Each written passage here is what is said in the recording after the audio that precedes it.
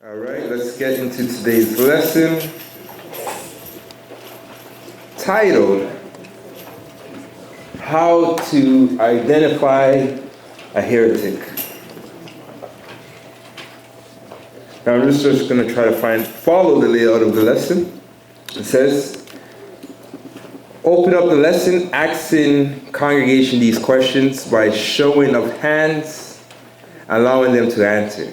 So here's the question. Have you ever been in the presence of someone who was disgruntled with the church or its leader when voicing their opinion about issues they have with our church or its leadership? If yes, what did you do in that situation?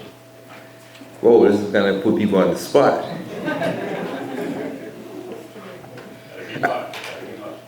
All right, I'll put up my hand first. All right, Brother Nigel, you got something for? Take it up with who you got beef with. So you said, take it up with who you have the problem with, right? So pretty much you said, Matthew 18, go and speak to thy brother, and perhaps you can gain him, right? Anyone else? I'm sorry, I just had a question. Yeah. What exactly is a heretic? We're going to go into that. So we're going to get an idea of how to identify a heretic, right? But through the lesson we have definitions, so I'll touch on that, right? Sister Nia? In a situation like that, I would add to what the brother just says. If you tell the person to go to the person that they have an offense or whatever, and in further taking it, sometimes you might hear, but I did so and there was nothing resolved, then you will say, take it to the elder of the church. Yeah. Yeah. Right. So you're giving them the understanding to deal with the matter. Absolutely. Right? Because clearly this is something that's resting on your heart, your soul. And in some cases it's probably not the first time you've heard of this. So you're like, deal with it. Let's deal with it. Right? That's good advice. Sister Marcia? To add to that, Yeah. it's also pray about it. Now that you're aware, that you've heard, Yeah. for yourself. So you do need to pray over yourself. Yeah. And also pray for that individual, that it would be resolved according to the Most High's will. Okay. So praying for them, understanding. Yeah, holding them accountable. Right? For praying. And these are all great answers. Anyone else?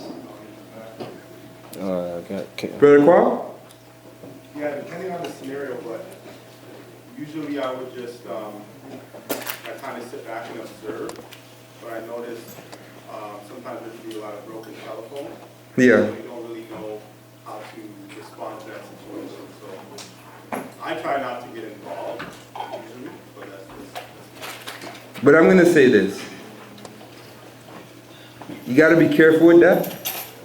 And I say that why, and I'm pretty sure it's going to go in the lesson. Well, sometimes by us sitting back, it's like this. It's like we sat back, we done nothing. So therefore, rather than trying to be part of the solution, we're actually part of the problem because we're not allowing it to spread to others. So where it might not affect you, it may affect somebody else and have a ripple effect. You know what I mean? I'm looking at. I think Yeah. that's a part of growth and Yes. having more courage to actually stand up for certain things. Kind. And I think all of us at times, we need to grow in that, to know when to take a stand, right? That's definitely something we all have to grow in. Brother Victor? The Matthew 18 that you were describing, I think that is great. Yeah. You mentioned some elements that fit.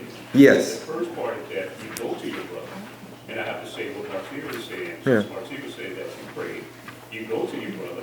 Then also in Matthew 18 it says that if you do not need to make an agreement or be able to get your Gain your brother. If you don't gain your brother. then you go get another. Yeah. Right? So those are the parts that we're missing. And then if that doesn't happen, then you go to the body. Kind. Right? And that's where we have to identify that we as a body have to be able to be on a sound mind to make sound judgment. Kind. Right? Now, I think because we're looking at it from two different circumstances, because as you said, everything as you said, it applies. That's how the person who's now beginning to operate in a spirit of heresy, that's the steps they need to take. You see what I'm saying? But I think for us who's on the listening end of it, how do we respond to it, right? Because I'll say this, you have some people that will encourage the behavior, right? And then you have others who will say, brother, go speak to your brother, or you need to deal with this because this is going to make you very angry. You know what I mean? We're giving them the wisdom to not allow Satan to use that as a tool or a vessel to now bring them down a dark path, right? So, like what you said, absolutely, that's the spirit that we all need to operate in, being on the offense side. But sometimes as us being listeners, we don't understand the power or the responsibility that we all have to keep our brother or our sister on the right track, right? So by us saying nothing, we're not helping that individual. It's very dangerous. You see what I'm saying? Brother Hudson? Correct me if I'm wrong here, but I think in how you approach the situation is situational. Yeah. In the sense that if the brother personally caused an offense, Yeah. and bringing forth the heresy, whatever have you, then I can bring that matter on a one-on-one basis. And if they're not reproved, we follow the steps of Matthew 18. But I do think there are certain situations where if it's a doctrine that's trying to be imposed and being shared throughout different avenues within the church, that goes straight to leadership right away. Well, yeah, but I think we're looking at two different scenarios here. Right. So the scenario, so we stick in the thing. The scenarios is somebody came to you with how they're feeling about the church, about the thing. This is between you and them. Right. Right? How do you approach that? Right? Now, some will say, hey, I'm going straight to leader and whatnot. But by doing that, we can lose that individual and kind of break that bond when we can rather than being in a position to help that person govern those emotions, right, in the right spirit, right? So I would more try to take that approach to be a brother to guide that individual back on the right path. But once it gets to the point where it's getting extreme, then no, we have to bring this to the attention of leadership as well as the church. You know what I mean? Depending on how far we need to go and whatnot, right? Anything else though? But I want to say that Yeah. if we identify it with us, Yeah. I'd like to bring it home. If we look at it from, let's say, for example, if I have a disagreement, right, and I go to one of the brothers here, and I share that disgruntled with him, that where it's supposed to be dealt with there. Mm-hmm. If not, then you have your leadership body that helps that brother or that sister to understand. And one of the things that I identified that everything should be brought to, let's say, use you because you're the shepherd. Yeah. Unless it has gotten to that level. And that's where the body has to understand that there's levels to deal with things so it can be, for lack of a better word, dipped in the bud. Okay. Before it filtrates the body. Yes. And it causes the body to become tainted. Okay. Right? So a scenario like this would be before it gets to me, so to speak. Right? So this is where it's in its infancy, so to speak. Mm-hmm. And now it's manifesting itself. Can we, as being brothers and sisters keeper, can we identify it, nip it in the butt right there before it becomes where now it's affecting the multitude, right? So like you said, this is kind of going to help me, so to speak. Well, it would. Yes. And it would help everyone else because then we know how things are ran, right? Yes. Everything's supposed to be ran as a fine oil machine. If it's disgruntled, then I may go to the wrong person. Okay. But if I know that there are identifiers in the body that this is what I need to go to, you as the shepherd, Mm-hmm. you would hear about it, you would take note of it, Mm-hmm. but it's been dealt with. Mm-hmm. Mm-hmm. Okay. Okay. All right. All right. Let me get the next question. Oh, that question was heavy in itself. All right. So the next question is, how did you feel eternally after hearing that conversation? Explain that the bad feeling they felt internally. Okay, so let me first ask the question. So how did you feel? When you were going through that scenario, how did you feel about it? Disappointed. Disappointed? Okay. Anyone else? Not surprised. Not surprised? So hold on, let me hear what you say. Disappointed. Cause I can understand disappointed. Because to me, it's like, you just think of, why can't we get on one accord? Okay. So if you see an issue where we're not being able to resolve it, Yeah. it's just disappointment, this is going to cause us to be stagnant. Right? So I could see that, and even with that, we have to, because for instance, that's the thing that that's the thing that sometimes the adversary gets us with, especially when we're new. So now we're new, we're novice according to the Bible, right? So now we come in expecting it to be the kingdom of the Most High on earth. We expect everything to be perfect. We're not going to have no problems. But is that right according to Christ's words? No. Because Christ says offenses must come. It's really part of this journey. So there's other side. Hold on, you guys. So there's the other side to make sure that you understand the call that you've been called to.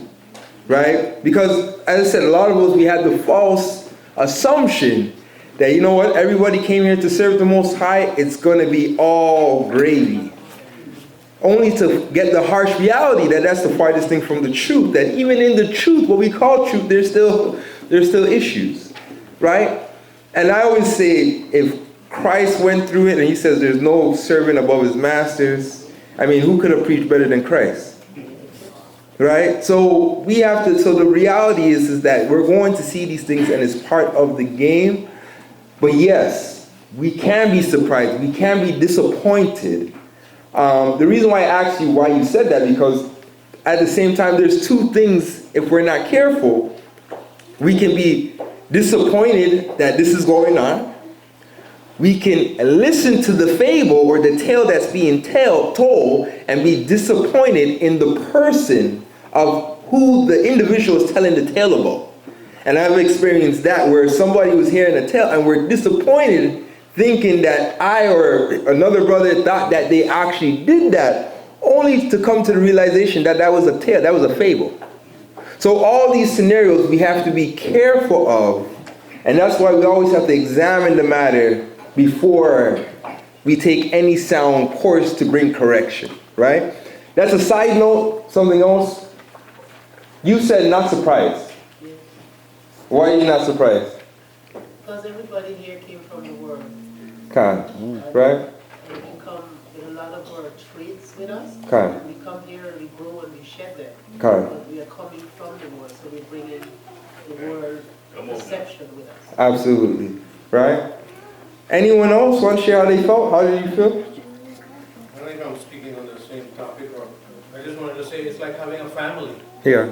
It's exact scenarios that happen. A brother and sister might come to me as the dad and say something about the other one. If I have any kind of sense and want to protect that family, I will not go back and say such and such said such and such and try to get them to deal with it or try to quench it, because it's the same thing that happens in a blood family, happening in a church. So when that happens in a family, like, what's the feeling that normally you feel? I would say, we could say sad. Sad that this is happening.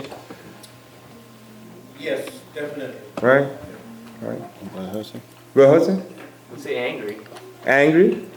Okay. And what makes you angry? Because sometimes when you hear the report, and you may know the truth regarding the matter, and it may be a false report.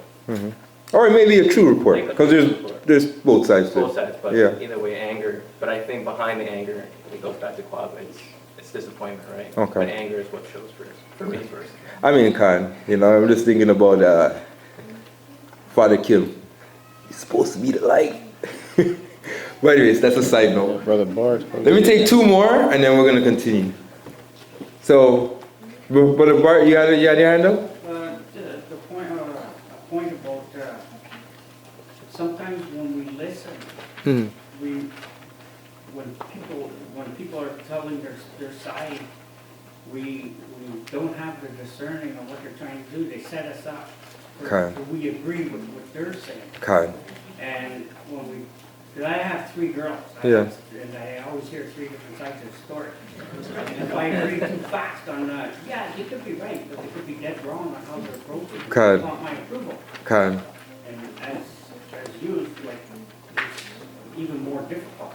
I mean, you know what, brother? You hit something that I wasn't even looking at, and you know, it's very easy. You know, you hear the report, because the thing is someone coming to you with a report, nobody, like, none of us have the indicator, okay, they're lying. This is a lie. So you can hear the report, and the report is so bad that automatically gets under your skin, and you want to just, you're so angry. Right? Or you feel sorry. Or you feel sorry that this happened, or whatnot. But it just sparks whatever emotion that can come from that. And even that you have to be careful of and really guard your spirit, right? And you know, that's something that I had to learn, and I think in the lesson I'm going to touch on it, but that's something I had to learn is the fact that we have to really be careful of whatever is bothering us and how we relate that to other people. Because we can, by not being mindful of that, you can actually disturb the peace of others. You see what I'm saying? So you know, the brother came in zealous to serve the Most High, then you shared, and then now this brother is just angry, and he's out for vengeance, he's out for blood. And I planted that seed that took this brother down this left, I'm going to say, off the path. Right? So we got to be definitely careful of that and mindful of that. I was going to say that, you know, being in the position you're in, you always have to say, you know, look at it as a Canadian nipple. I was going to say a penny, but that's back home. Okay, there's their side, the other person's side, and there's the middle. Then you have to make that discernment.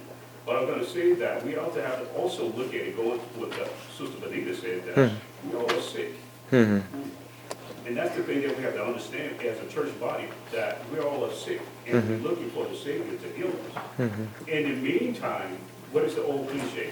Hurt people hurt people. Yeah, yeah. We have to recognize that. It may not be on purpose, but it comes off that way. Yeah. And we have to recognize that. And once we see that, okay, I identified a marker in this person of their sickness, then I know what to pray for. Okay. And that's the bottom line, is that identifying each of our weaknesses. Because if you be around me long enough, you'll know what my weakness is, right? Outside of being Shabbat, but if you spend time with me, you say, okay, I know what Brother Victor deals with. Right? So this is what I'm going to pray past in his behalf. One of the things I want to say Brother Hudson did with me is that he called me when I was dealing with a sickness myself. And hey, you want to pray, you want to fast? And that is key, is that we do that for one another. Okay, right. Brother Michael, you had your hand up? One thing I say, disingenuous sometimes, because what I notice a lot of times I've had conversations, disagreements, with something, and usually it's not really something about disagreeing with something that's been done, it's more something of an offense, like we've all gone through. And they don't want to come and say, well, I was offended by someone. They try to come and say, well, they feel like they're right, and like, well, they're not doing this, or this is not what they should be doing. Yeah. And really it's because they're angry at something, and that's how they're trying to come in. It's always like that. Okay. Because why would you care about, if you don't agree with something, you would move on. Most Yeah. people move on with something. But if you're trying to hold on to something and bring something in, it's usually a dark thing, right? There's more to the story. There's more to it than that. Yeah. So, when I always ask questions, like, okay, we're going to the law, whatever it may be, and usually you can discern that, okay, there's something up. And, Right.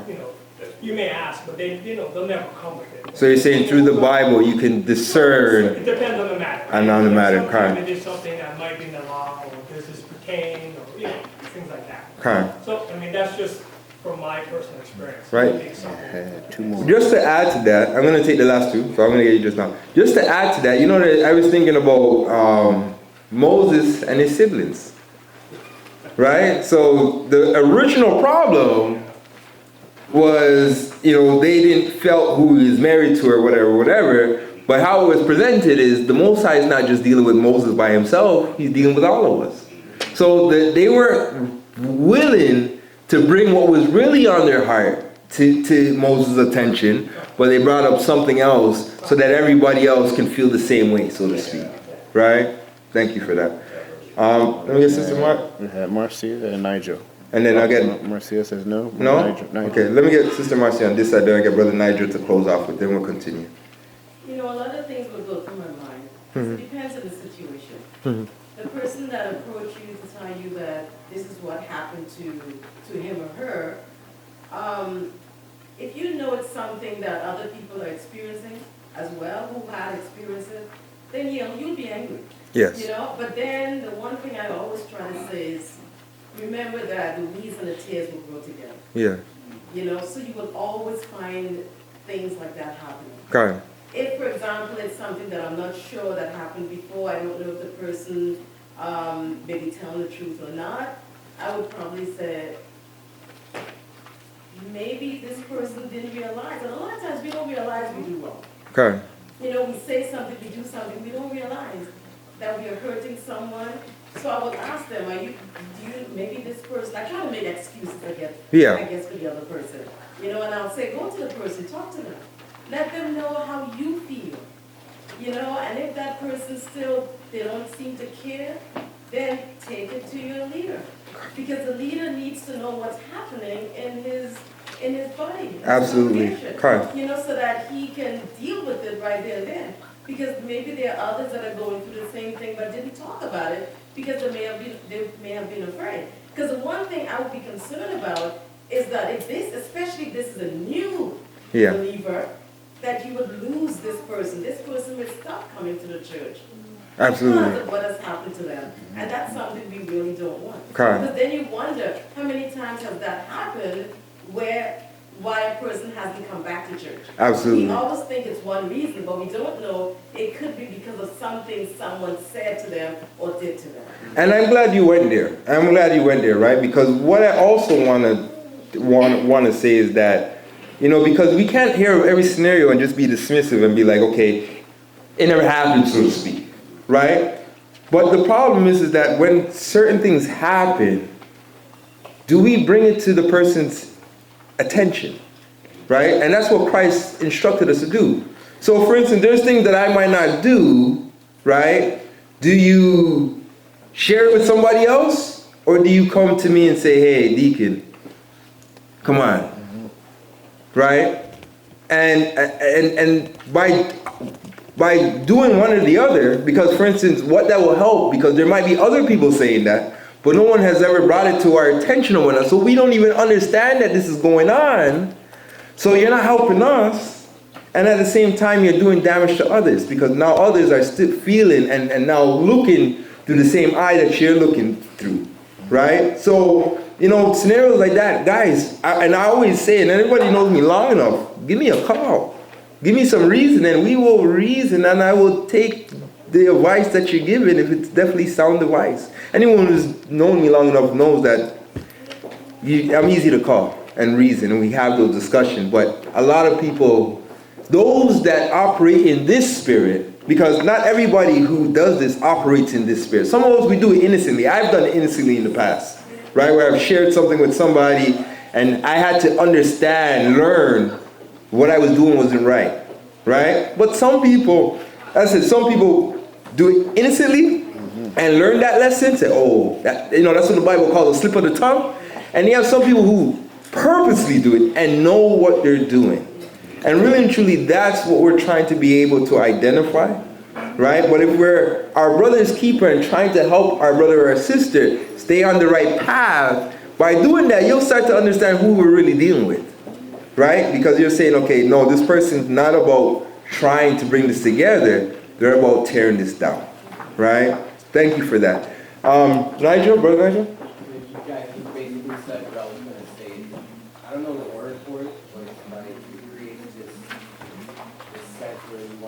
isolating yourself from it. You don't want to come and be like having to pick a side when you want to worship the Most High. Okay. So you guys kind of said already, you don't want to put in that position. I don't want to be in that. Right, so it's kind of like you want to be together, and brothers are putting you in a position where they're making you have to choose a side. And you know, thank you, because that's key as well. What side should we choose? You know what I mean? But at the same time, it's a reality, and rather than saying, hey, I don't want to be, I didn't come to serve the Most High to have to deal with this. I'd rather, you know what, I'll just stay at home and follow online. Right?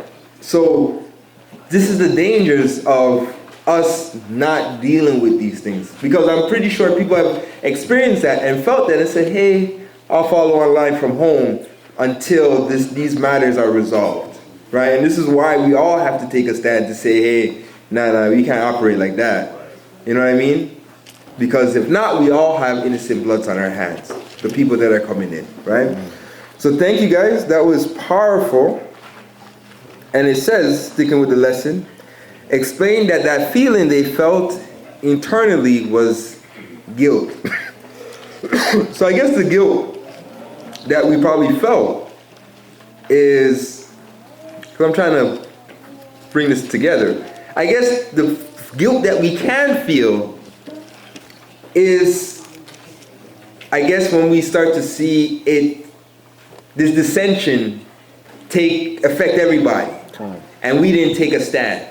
We could have said something about it, but we chose not to. So the guilt that we feel is seeing it now affect the masses and possibly bringing the church to a split. Right? So that's the guilt we can feel. You know, it's like knowing that you could have saved somebody's life and you chose not to, and then you heard that person dies. For some people in real life, that haunts them for the rest of their lives. Because they said, I could have saved that person. And they have a hard time forgiving themselves for not doing that, right? That's the same mindset we kind of have to have, is that, you know what?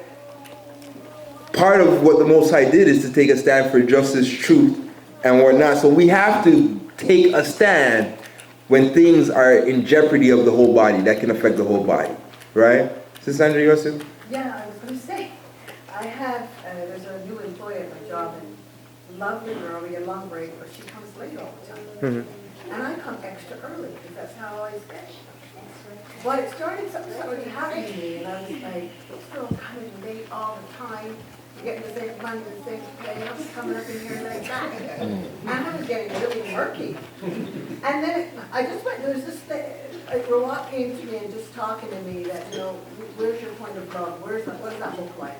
Mm-hmm. So what can you do about it? What are you going to do? Why are you getting upset? There's something going on with you. I said, yeah, because I work hard. And so it was almost like, give yourself on the back, a pat on the back. Now what are you going to do? Because if you don't say anything, it'll set a precedent that she's going to think that this is okay. Like, so, Israelite sister? Eh? Israelite sister? No. Okay, I'm just no, I'm not saying that we are always known for that. I'm just asking. Because the approach, I'm just saying the approach that you can take. She's a brown sister. But I Just saying. I started a couple of months ago. Sorry, guys. And I Sorry. get here a half hour early usually, and you come in 5, 6 minutes late, 7 minutes late. Yeah. But Rawak had to deal with me to say, you know, if she sets it, and suppose she gets her evaluation, somebody else noticed, she gets fired, what did you do about it? So it's just reminding me of what you were saying. What did I do? So you know what I did? Yeah. I prayed, and I went to her and I said, you know, in the sweet way that I can do sometimes, sweetie, I just want to say, you know, you're coming. I'm just coming. Because we've got, you know, the director's office over there, and this one's office over there, and you know, So you did your job. yeah, but if I left it and I didn't work at a point of love, something could have happened. She could have thought it was okay, and she could have lost her job. So it just meant. Well, definitely. But think about what it was doing for you eternally. Absolutely. It was bothering you, right? And, you know, whether she changes or not, at least you got to say what was on your heart. I did. And it really relieved me. You see what I'm saying?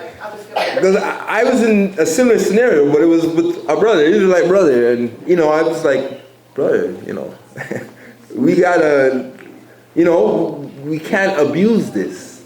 And I'm speaking out of love, trying to tell the brother, say, yo, you're in a good position. Majority of us that worked on that shift were all brothers, so we can help you to advance in your career. You're in a good predicament. And they chose not to receive that. And eventually they lost their job. And, it was a lesson we were trying to prevent them from learning, right? So, you're going to deal with those scenarios. It's hard. But yeah, you told them. At least you told them, right? Let's continue. Sorry, I'm about to go off topic again. All right. So, what is heresy? And let's get this. All right. What is heresy? Greek word 139, a body of men, group of people, following their own tenets, principles, beliefs, ideas, views, opinions, code of belief, teachings. Right, so that's what heresies is, the definition, going into Strong Concordance. Let's get Hosea chapter 4, verse 6. All right, the book of Hosea, chapter 4, verse number 6. When you're there, say come, please. All right. Hosea number 4, verse number 6, and it reads, my people perish. My people are destroyed for lack of knowledge, because thou hast rejected knowledge. I will also reject thee, that thou shalt be no priest to me, seeing thou hast forgotten the law of the Most High. I will also forget thy children. Right, so lack of knowledge is pretty much why we're in the state that we are in, right? So let me read this. It says, in this lesson, we will learn how people who lack understanding are dangerous. All of our directions, opinions, and facts must be of one mind from scriptures in the days ahead. A church has many different people from different walks of life, mindset, status, and backgrounds. The church combines all of these differences into one huge melting pot. What we have in common is What we have in common is we are all reading from the same playbook, which is the Bible. The Bible unites us. Hopefully, we are all actually reading it, right? And this is why we need to be in our book, because really the Bible is really what shapes the mind and help us to become on that one mindset, right? In fact, it's prophesied that in Hebrews 8 and 8, that there shall come a time where no one will have to teach everyone, because everyone shall know the ways of the Most High, right? So we all have to do our diligence to make sure that we're learning the ways of the Most High. But let me continue. It says, the Bible unites us. Hopefully we are actually reading it. This is how we come into one mindset, one understanding, and one spirit. A higher place shepherds over the flock to distribute this mindset. Take heed and apply it to your household. The second part of this definition from G 139 also says dissension arising from diversity of opinion and aims/goals, properly a choice that is specially a party or abstractively disunion, right? Mm-hmm. Many rights now as we speak have a difference in opinion or goals they desire to achieve amongst the body. Everyone does not come to the body of Christ for the same thing. Why are you here? We should be here for repentance and salvation, right? So the reason why many of us left our house, started following the Most High, said, hey, I want to come out, be part of this church, because we realized what the Most High was sharing was true, and how much we needed to repent and to get right with the Most High and to abide in His will. I believe, and I'm assuming that that's where it started for us. All of us were at a place where we're saying, I want to get to know the Most High. The Most High opened up that door. We answered that call, and He led us to be part of a body, right? Let me continue. It says, We are all sinners in need of of a Savior. The Most High gave us time to be eligible to be saved, and there are ramifications and a path to follow for salvation. Do you have heretical tendencies? So do we have heretical tendencies? I believe if we're not careful, we can all innocently have these tendencies. In fact, the world has taught us these tendencies, right? Today, that question will be answered. You know the name of the game, family. Buckle up and hold on for your dear life. So we're about to go on a ride. Let's go 1 Corinthians chapter 1, verse 10. All right, we're going into 1 Corinthians chapter 1. When you're there, say con, please. Ready, Deacon? Yes. All right, water. Verse number 10. Now I beseech you, brethren, by the name of our Lord Yeshua the Anointed, that ye all speak the same thing, and that there be no divisions among you, but that ye be perfectly joined together in the same mind and in the same judgment.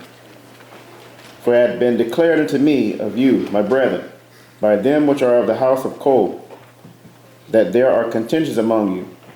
Now this I say, that every one of you said, I am of Paul, and I of Apollos, and I of Cephas, and I of Christ. Is Christ divided? Was Paul crucified for you? Or were you baptized in the name of Paul? Right, so when you are not part of a group, organization, church, or congregation, or a team, but instead operating as a lone wolf, no pun intended, it's okay to have your own personal or diverse opinions, right? So when you're operating by yourself, it's okay to have the mindset that you have regarding yourself, right? The minute that we say we're part of an organization, that we're part of a body, that we're part of, we have to understand that, and let me read it. You must understand that you are now properly taking on the tenets, principles, beliefs, ideals, views, opinions, code of belief, teaching, and aims of that organization, period. We have to understand that, right? What other places can you come into that was established well before you, expecting everything to go the way you feel it should go, right? So we can't do this in our workplace. We can't do this in any other institution. So we got to be careful that we come into the mindset thinking that we can do that here. Now, with that being said, because I'll say this, organizations have been wrong in the past. Organizations have taken the wrong course. And I say this why? Because the Bible says that we prophesy in part, right? So not everything the organization has said, did not have to do some tweaking later on. And we even seen that with the Gathering of Christ Church. If you're here long enough, we know that we used to follow the moon calendar only for the elders and them to get the revelation on how to keep the Sabbaths and the feast days according to the Enoch calendar. That's part of growth. The difference is that we have to allow the Most High and have the patience to allow the Most High to bring the change rather than us being willful to bring the change on ourselves. Because if that's the case, whose will is it? Is it your will that you're trying to get established or the Most High's will? Great question. Right? And I've seen that, I've experienced that, where there's things that, I felt they should have went this way and went that way. And I had to check myself and go speak to the captain of the ship, which is the Most High, through prayer. Right? So we always have to keep that in mind. It's not that an establishment cannot change or grow, but we cannot come in and think, okay, I'm coming in and I'm coming in to stir up the whole ship, to rock the boat, for lack of better words. That is the wrong mindset. That's the mindset of the adversary, whether you know that or not, right? Let's continue. Where did I start? It says, this couldn't find the church. Right? This would have? Couldn't fly. Yes. So this wouldn't fly at the church of Satan, right? So this ain't flying in any of the churches. Let me just put it like that, right? So it definitely doesn't fly at the Gathering of Christ Church. What happens when you have a family with a diversity of aims and opinions, husband and wife, right? So what happens in a family, or what happens when this different goals between husband and wife? What happens?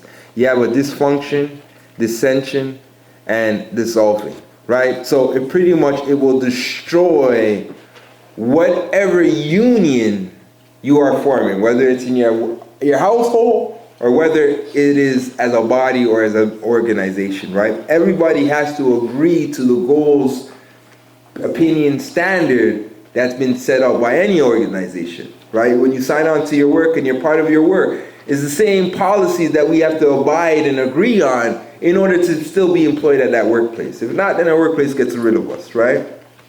Let's get Amos chapter 3 and 3.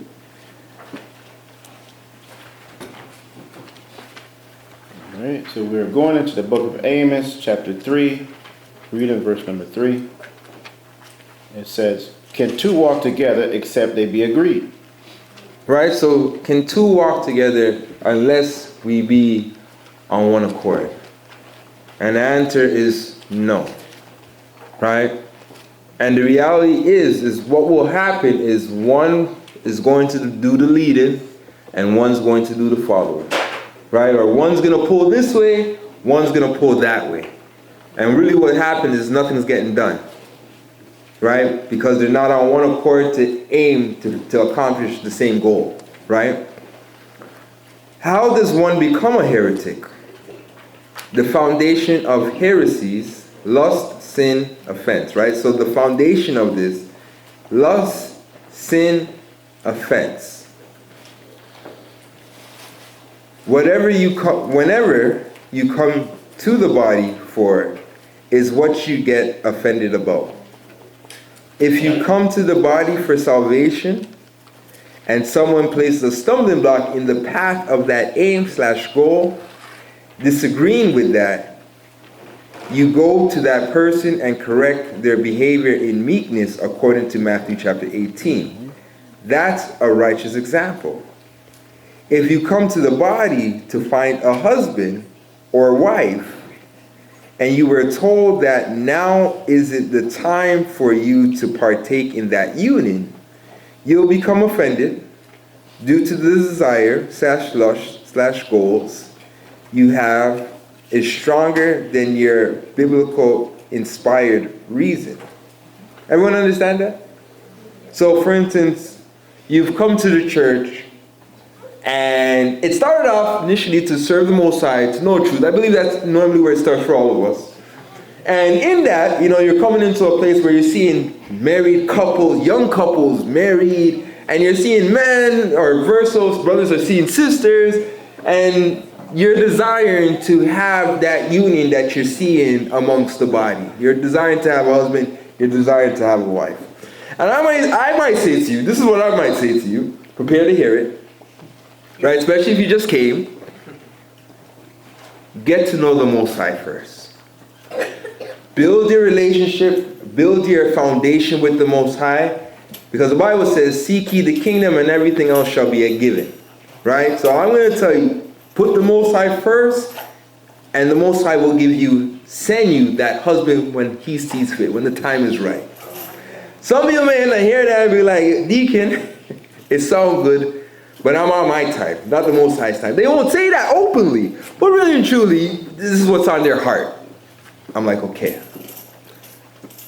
What I've seen in that is that it never works out to be a happy ending, right? It really never works out to be the happy ending that they were aiming for. In fact, it's a relationship of chaos, dysfunctional, and there's no fruit. There's nothing praiseworthy of it. I'm not going to say in all cases, but in some cases. This is where it usually goes, right? And I think about, I'm going to give you example. I'll give you another example, and we'll use the Bible. Abraham and Sarah. Sarah was told she would have a child, but it would come at a certain time. Just be patient. Trust in the Most High. Abraham's a good man. He needs a child right now. Hagar, go sleep with Abraham and bring forth a child on my behalf. How did that work out for her? Didn't work out well. In fact, she regretted making that decision and ended up kicking the same handmaid out. So this is sometimes when we take matters into our own hands and not trust on the Most High, it works out in a scenario like this. Right? So we got to be careful with that. Let me continue. Where did I leave off at, brother? Be patient and allow the Most High. Thank you. So be patient and allow the Most High to bring that your way when you are met with a purpose under Christ first. If you come to the church to secretly fornicate, and rules are put in place that make it hard or impossible to commit that sin according to your desire, you'll become offended at the church for doing its job and set in order if notoriety and popularity are your aims.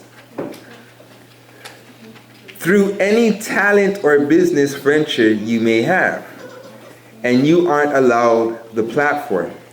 Instead, ask to be patient. So instead I say, hey, I need to just be patient with that. You'll become offended, right? People will become offended by that. Bottom line is, when you come for the wrong reasons, it usually doesn't end in salvation for that person, right? So we all always have to remind ourselves, why did I come? I didn't come for friends. I didn't come to be part of any particular group, because sometimes that happens in churches, right? Where, let me tell you what I've seen. I've seen where before, because, this is before I was in any leadership forum and whatnot, but brothers would baptize brothers, and then when divisions would happen, brothers would call one another and say, hey, I baptized you, right? So you just remember that I baptized you. So what were they saying? What were they saying? I own you. Pretty much. And then some people who, as I said, because a lot of times this happens to people that their foundation is still being built. So they give in to that now and feel like, I got to roll with you because you baptized me. I have an allegiance to you now. When that allegiance should be to who? Most High. To the Most High. Right? And we were baptized under who? Christ. No, we were baptized under Christ. Right? To the Most High. But we have to understand that we were all baptized to Christ. Right? It's Him that we are under. And He's under the Most High. So we always have to remind ourselves from that, because then that separates me or keeps me away from having any allegiance to anything other than Christ. Because it's not of Christ, then, like for instance, I'll say this, and brothers, I understand when you're saying this, but brothers know that when they say this, sometimes I always say, no, follow Christ, don't follow me. But brothers will come and be like, Deacon, I got your back, And I hear that, and I understand what they're saying, and I appreciate the love, and I embrace the love. But at the same time, I have to just put PS, but you guys know if I'm going off, stick with Christ, right? Because in the end of the day, we have to stick with Christ. If I'm going off and you guys are following me, then guess what? We're all going to end up in the ditch together. So we always have to keep in mind that my allegiance is to the Most High and what's right and what's wrong. And those that want to abide in that, those are my friends. Those are my brothers and my sisters. Those that want to do the will of the Most High. That's my brothers and my sisters. Right? So we have to be able to identify that and whatnot. And that doesn't mean any of us can't go off the path. Because we can all go off. But we need others to be able to pull us back and say, brother, come back on the right road, on that narrow path. Right? Let's continue. It says they begin to say things like. So they begin to say things like, where are they? Yeah, they begin to say things like, I don't follow man, or show me this rule written in the scriptures. I like that one. Show me that's written, Deacon. And then, sometimes I pull it out on them, and after you pull it out on them, they're like, but this, but that, oh, it wasn't like that this time. Or they find some type of counter to kind of hold on to the way they're thinking. Right? To justify themselves. To justify themselves.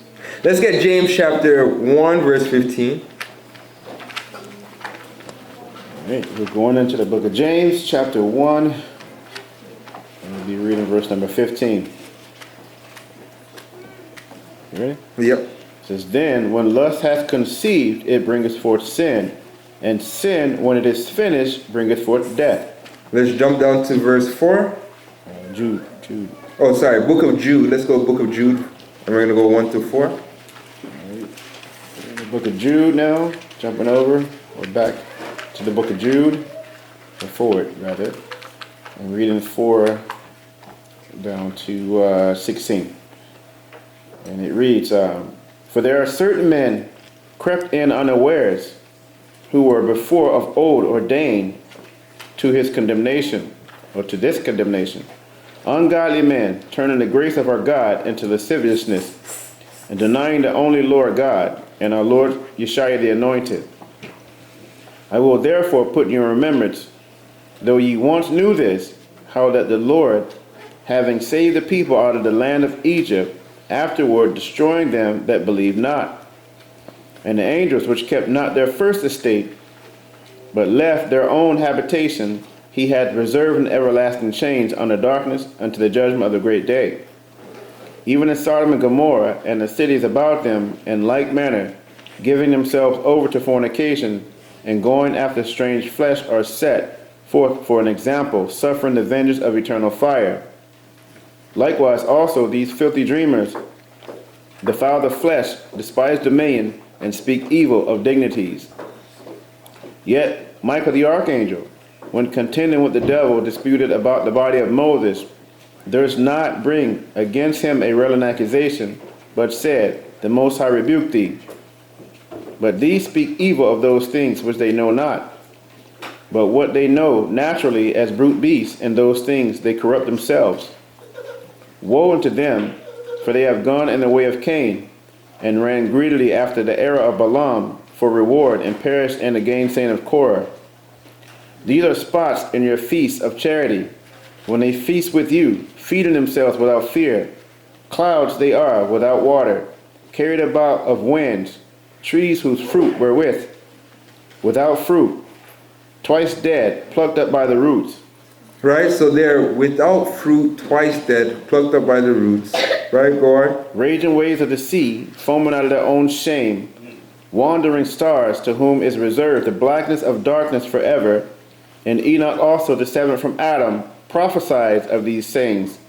Behold, the Most High cometh with 10,000 of his saints, to execute judgment upon all, and to convince all that are ungodly among them of all their ungodly deeds which they have ungodly committed, and of all their hard speeches which ungodly sinners have spoken against him. These are murmurers, complainers, walking after their own lusts, and their mouth speaketh great swelling words, having men's persons in admiration because of advantage. Right, so having men in admiration because of an advantage. But there's something key. I want to go back to verse 9. Verse number 9. Yet Michael, the archangel, when contending with the devil, disputed about the body of Moses, durst not bring against him a railing accusation. Right, so we know this when Moses was body, when he died, he was about to be, whether it be buried or taken up to the Most High. Who came with the accusation? Satan. So Satan has always been the accuser of the brethren. And this is why we have to be careful of that spirit. Now, there's nothing wrong to hold your brother accountable. There's nothing wrong to say, hey, you know what, brother? This has affected me, and I'm scared it's going to affect other people the same way, and hold him accountable. There's nothing wrong. But you know what's wrong? I'll give you an example, and I was going to go here in the story. You guys remember the story of Absalom? Mm-hmm. What was Absalom doing by the gate? Oh, convincing the people to, come on his side before they... But how was he doing it? Praising them. And No. giving them help. He was giving them help. So Absalom was standing by the gate and judging the people's matter. And while he was judging the people's matter, he would say this: oh, if I was made king, I would listen to you guys all the time. So what was he doing? He was planting a heresy. Because what he should have done, he should have went to his father and said, Dad, there's people by the gate waiting. Attend to them. See that they're fit. Or, you know what? Guess what? My dad's maybe busy right now, but I'm here on his behalf to answer your questions and answer on behalf of my dad, because my dad has so much. He's ruling the whole of Jerusalem. He has a lot going on right now. That's what you see what I'm saying? I'm just saying, anybody, because it could be any one of us, right? But rather than doing that, he's like, oh, people, if I was king, I'm tired of the king not listening to you guys. And what he did, he brought and made the people have an accusation and David. And we saw where that story ended up. Eventually, David had to run out of his own kingdom. But then what happened to Absalom at the end? He was killed. And even after he was killed, and David still mourned after him. Not only because it was his son, but in the end of the day, this was a ripple effect of everything David did, so to speak. And that's a different story. But nonetheless, we saw the fate. The Most High didn't spare him like he spared Solomon, so to speak, being David's son. He's like, no. This is going to be judged. And we have to look at those things as examples for everybody who operates in that spirit of heresy. You see what I'm saying? Because it's great to see a problem. But what are we going to do with the problem? Are we going to bring solutions to help with the problem? Or are we going to use the problem as leverage to gain other souls? And that's what we have to have eyes to see what's being done. And we have to be careful we're not doing that ourselves. Right? Continue. All right, so we have some bullet points after Jude 16. And there's 7 of them. The first one is, they walk after the flesh. The second one, despise government/authority, one who possesses dominion, sovereignty. Right, so those who operate in this heretical spirit, right, they walk after the flesh, go on. Despise government, authority, one who possesses dominion, sovereignty, control, and power. I don't follow man. Right, so that's that mindset. But basically what they're saying is that do not follow government, authorities, or those who the Most High has given dominion or control or power. Right? Go on. Number 3, it says they spread their disagreement with leaders to people who are loyal to those leaders using flattery. Right, so 3 again.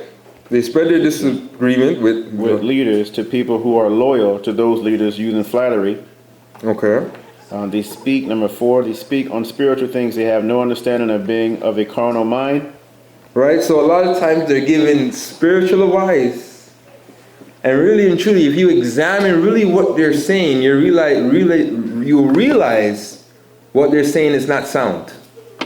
Right? But a lot of times they'll try to play the upper hand as in according to the Bible. It's, I've seen this, or I'll use this scripture. But they don't really give the contact or the spirit of Christ through what they're bringing forth. Right? So they'll highlight the scripture, you know what? You need to step on Edom's head. Is that the spirit of the Most High? Or I hate Edom. Is that the spirit of the Most High? Or is there more to why the Most High is saying that? Right? So, as I said, they'll use stuff because we have to understand. The adversary knows the scriptures too, And he definitely knows how to give people scriptures. And this is another lesson, brothers, we're getting into this today. But he also knows how to give people scriptures, right? To use for his agenda. But let's keep on going. Number 5, They are thinking only about food, shelter, raiment, breeding, like animals, aka brute beasts. Right? So thinking only about food, shelter. I mean, they're only thinking about the flesh, not thinking about the spirit and the spiritual side to this. Breeding, so those are those that are thinking with the mindset as in, I need a husband now, I need a wife now. Because, and a lot of times when we operate in that spirit, we put ourselves first and jeopardize the work of the Most High. So a lot of times what happens, and we've seen this, I'm not going to go there, but we've seen where people, because the flesh had so much control, made sure to look after their flesh, but never understood how that would affect the rest of the body, how the rest of the body would be affected by that, by their actions. And that's something we all have to be careful of. It can happen to any one of us. But we see that, like, maybe, okay, let me not go there. Let me not give any examples of that. But we see that where, as I said, I'll use this example. Brother dies. Next brother been eyeing the wife for years. Now he's trying to get after the wife. And he's not looking at, boy, and in the eyes of everyone, that kind of looked too soon. Give her some time. Well, let me stop right there. Let me stop right there. Put myself in problems. But you guys get what I'm saying, okay? Right? So we got to be careful that we don't allow our own personal desires to affect and destroy the body. Right? And then I always say to myself, I know I got some ways, but guess what? The Bible says, hide your folly, but not your wisdom. So meaning sometimes we got to even protect the body even from our own selves. Right? Let's continue. Yes, number 6 says they're fruitless in works. Right? So they're fruitless in works. So usually people who operate in the spirit, let me tell you this, and it's really been a theme. Let me say it like this. You always will find them there to destroy, but when it's time to build, they're never around.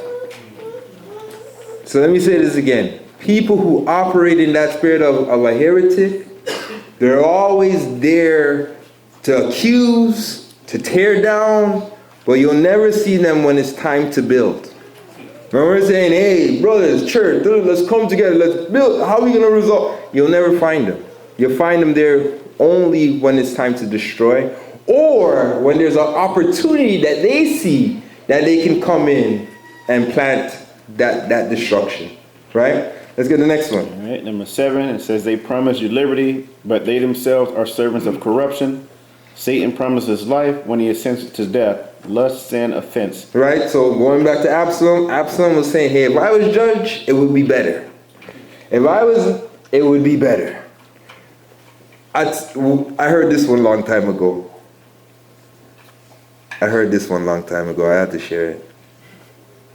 Well, because you and your wife ain't married, the church ain't growing, huh?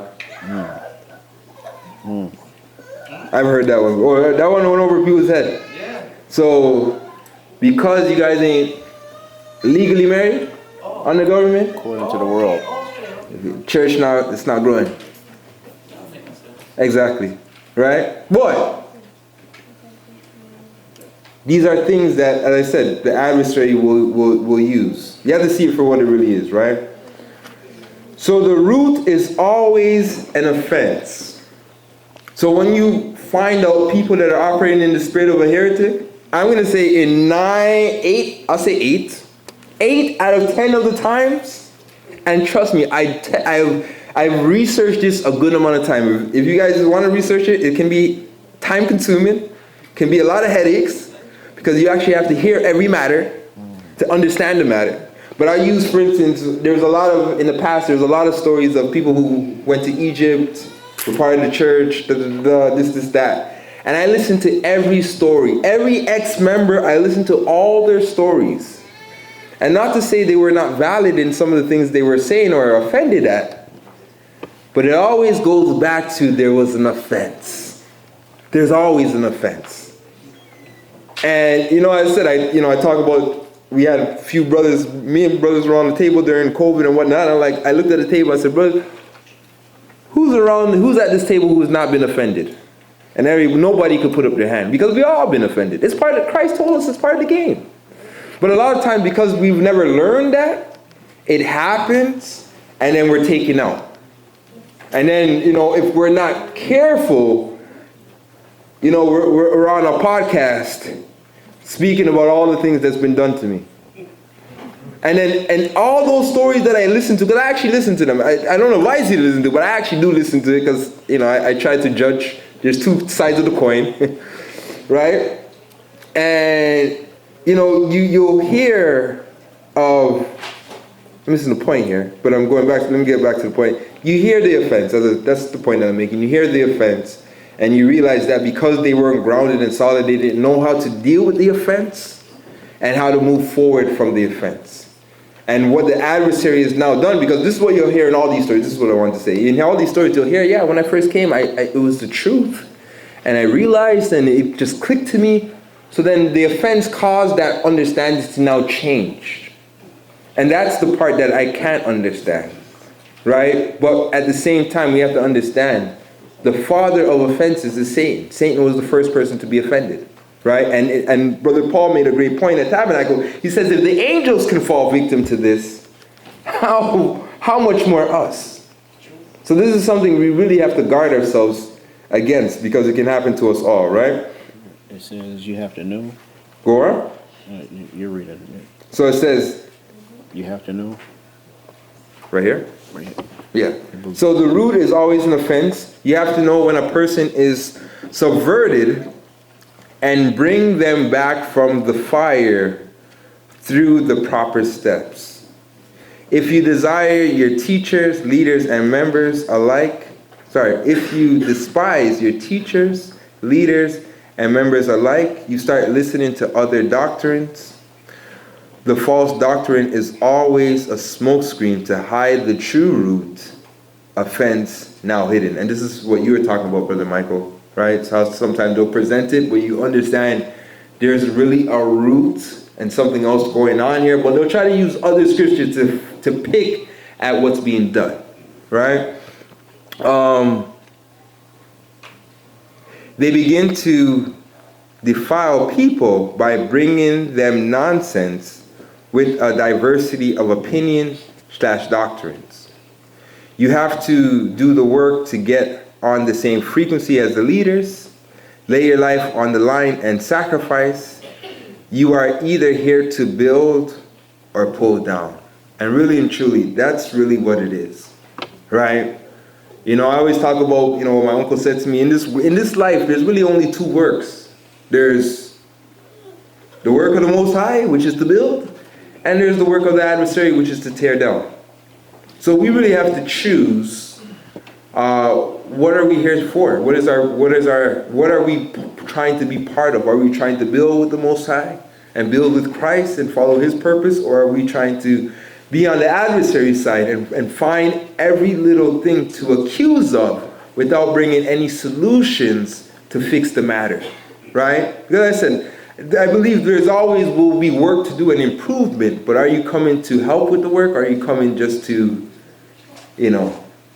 point out the work that needs to be done without actually putting your hand to the shovel to get it done? Let's continue. It says the Most High's will must be done. Right? So the Most High's will must be done despite individuals, and we must be sure we are part of the movement, moving with the herd. So it's either we're moving with the herd because we are all Christ's sheep, or you get left behind. And I hate to say it, if you like me and you used to watch those Discovery channels, those Animal Planet, usually the animal that gets left behind, usually what happens to him? Especially when we know Satan himself's a lion, a roaring lion looking who he can devour. Usually that's the animal that get picked off first. Right? You want to stick with the herd. Let's get Titus though. Going to the book of Titus, chapter 3. Reading. Right? And before we get that, so let's get Titus chapter 3, verse 10. I want to say this because it says, You have to know when a person is subverted and bring them back from the fire through the proper steps. So we all have to see when this is happening in an individual, because as I said, it can happen so innocently, right? It can happen where, for instance,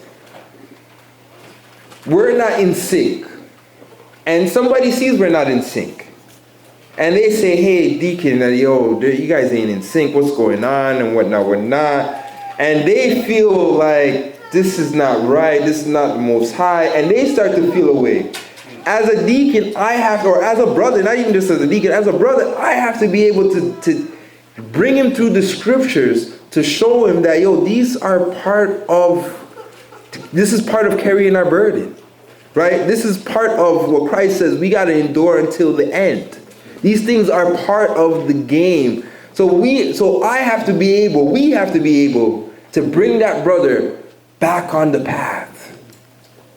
What we can allow to happen, because I've seen this, and especially if we're more mature, because for instance, people who newly come in, they're gonna go through these emotions, right? Especially, leaving their old church, they're gonna go through these emotions, and we have to, as counselors, counsel them through these emotions and help them to see what the Most High is doing, right? That what we've thought was church was not actually church according to Christ's church and what we would experience following the true gospel, right? Because all the apostles, they had to go through it. Every prophets had to go through it, right? So what we can do now is being more mature, allowing someone who's younger than us in the faith to now make us feel like they feel. That relationship is backwards, right? And as I said, it can happen to any of us, even the best of us, it can happen to. But we always have to have that spiritual guidance or spiritual mindset that dissension is not an option. Division is not an option. So the only option is to restore what Satan is trying to destroy, right? That's the only option, to restore. And if that person or individual does not want to be restored, then the Bible tells us how we need to moving forward with that individuals, right? And it's really for their own benefit. Let's get Titus. Book of Titus, chapter 3, verse number 10. A man that is an heretic, after the first and second admonition reject, knowing that he that is such is subverted and sinneth, being condemned of himself. Right, so a person who's operating in that spirit and does not want to change, what does the Bible say we need to do? We need to put them to the side. For lack of better words, it's a timeout we need to give them. Now, let me show you the problem with this, though. The problem with this is that if we're not on one accord, if we don't all agree with that, then it leaves that person with the mindset that, you know what? They're against me, but you know what? You're still with me, right? So it gives them avenues now where they can spread the same heretic, and rather than giving them an avenue where they need to reflect and repent. So I can't, as I said, for me it's like, either we're going to fix this, and if I can't fix this, then brother, you're dangerous right now. You're a threat right now. And may not be against me, it's against another brother, but I know according to Christ, this is actually a threat to our national security. Because the Bible tells us what? A nation divided cannot stand. And we know after what we read today that, hey, if there's any kink in the armor, the adversary can get in. So you're a threat, even though you're not personally against me, you're a threat. You're really a threat to the body as a whole. So we all have to take a stand. And if we all took a stand, I was talking to another brother about this, if we all took a stand, that person would either have to do two things. Either they would stay separated, or they would reflect and say, hey, because I want to be part of this, I need to change my behavior. But because we've not collectively taken a stand, guess what? I still got buddies. I still got people I could check in. They're my eyes and they're my ears. And that's where you're contributing to that person's damnation. You gotta be careful of that, right? Let's continue. I gotta read this, right? Yeah. So there are two types of heretics you will encounter. Passive, having a difference of opinion. They will keep their differences of opinions to themselves and or family, right? And I think, honestly, all of us can be passive, right? I put myself in that category. I know there's things that I've seen and read in scriptures and I'm like, oh, I don't know. But I think the difference is that in the end of the day, I leave that with the Most High. Because as I said, I understand we prophesy in part. So not all of us, not all the prophets, a few of them, not all of them though, got to see the whole picture. They got to see parts of the vision of what the Most High would do in the earth. So I don't expect all of us to have all the answers, right? But I leave that with the Most High. I try my best to leave that with the Most High rather than to spread that to somebody else. Because really what I can be doing is I can be starting to build up an uprising to question everything my elders. The elders who taught me and helped me to have eyes to see, now I'm an enemy against them.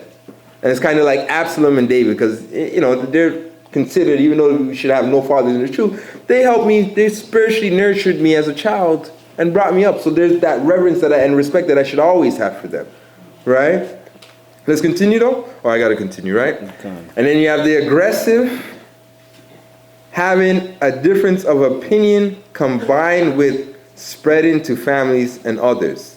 This spreading of their opinion is done particularly to members who are of the same church. I mean, I would imagine so. Our goal is to do everything we can to get the person to wake up before judgment comes. If you're afraid to speak up for the Most High, you're allowing people's soul to sink deeper into sin. We are commanded to bear our cross, family. When you love someone, you tell them their sin and rebuke them in meekness and orderliness according to the scripture. Right? Orderliness, yeah. Orderliness. So in order. You want to do this with order. Mm-hmm. Right? Not in, and it's key that we understand orderly, because sometimes we get so offended and so upset that we just want to scream out at top of our lungs and let the whole world hear what's going on. We got to be careful. That's what the Bible calls an uncomely rebuke. It's an ugly rebuke, right? There's time, place. So you got to do it with order. Saying, hey, let me pull the brother aside first. Let me do this in order, right? There's some scenarios where you may have to deal with it openly, but even in dealing with it openly, we're doing it with order and we're doing it with respect and out of love, right? Admiration. Let's get that. Admonition. Thank you. Let's get that. All right. It's the Greek word 3559, calling attention to mild rebuke, warning. So there's two admonitions. One, they get corrected with leadership for a heretical offense. Two, they get corrected again with leadership, and if this person does not want to come on one accord, eventually they must be removed from the body. Read that again. Number two, they get corrected again with leadership, and if this person does not want to come on one accord, eventually they get removed from the body. Right, so eventually, according to the Bible, right, the Bible says after the first or second time, we have to remove that heretic, right? Now, this is something that,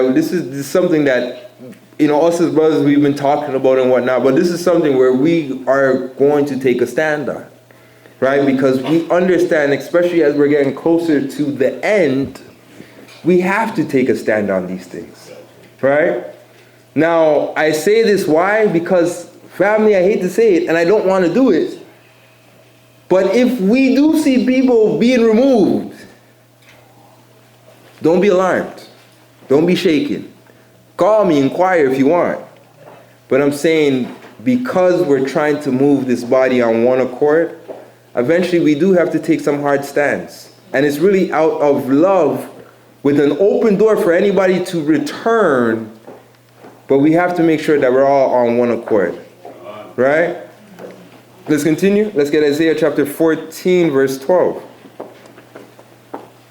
So I'm going to go into the book of Isaiah, chapter 14. We'll be reading 12 to 14. Ready, Deacon? Yeah. It says, how art they fallen from heaven, O Lucifer, son of the morning? How art they cut down to the ground, which didst weaken the nations? For thou hast said in thine heart, I will ascend into heaven. I will exalt my throne above the stars of the Most High. I will sit also upon the mount of the congregation in the sides of the north. I will ascend above the heights of the clouds. I will be like the Most High. Let's get Revelation chapter 12, verse 7. All right, so we'll jump into Revelations. Right? Last and we see that the mindset of Satan didn't want to abide in the Most High's authority. Right? He says, okay, guess what, Most High? You're telling me to do this? I'm going to exalt myself above you. I'm going to go on a campaign to eventually take you down. I don't know if you physically want to take the Most High down, but I figure if you want to be in the sides of the north, where the Most High resides, in fact, yeah, Satan did want to take him down. You guys remember when they built the Tower of Babel? Yeah. What was the mindset of the men? Exactly. We're going to put our God up there and war against the gods up there, which is the mindset that was given to them through Lucifer, right? So Satan didn't like the authority of the Most High and wanted to overstep his authority, which is a bold statement. Let's get Revelation chapter 12, verse 7. Revelation chapter 12, verse number 7. And there was war in heaven. Michael and his angels fought against the dragon, and the dragon fought and his angels, and prevailed not, neither was their place found any more in heaven. And the great dragon was cast out, that old serpent called the devil and Satan, which deceiveth the whole world. He was cast out into the earth, and his angels were cast out with him. And I heard a loud voice saying in heaven, now is come salvation and strength, and the kingdom of our God, and the power of his Christ. For the accuser of our brethren is cast down, which accused them before our God day and night. Verse number 12. Right, and let's stop there. That accused them day and night. So as I said, we know in the Old Testament, Satan went up into the heavens and he would accuse all the righteous of the Most High.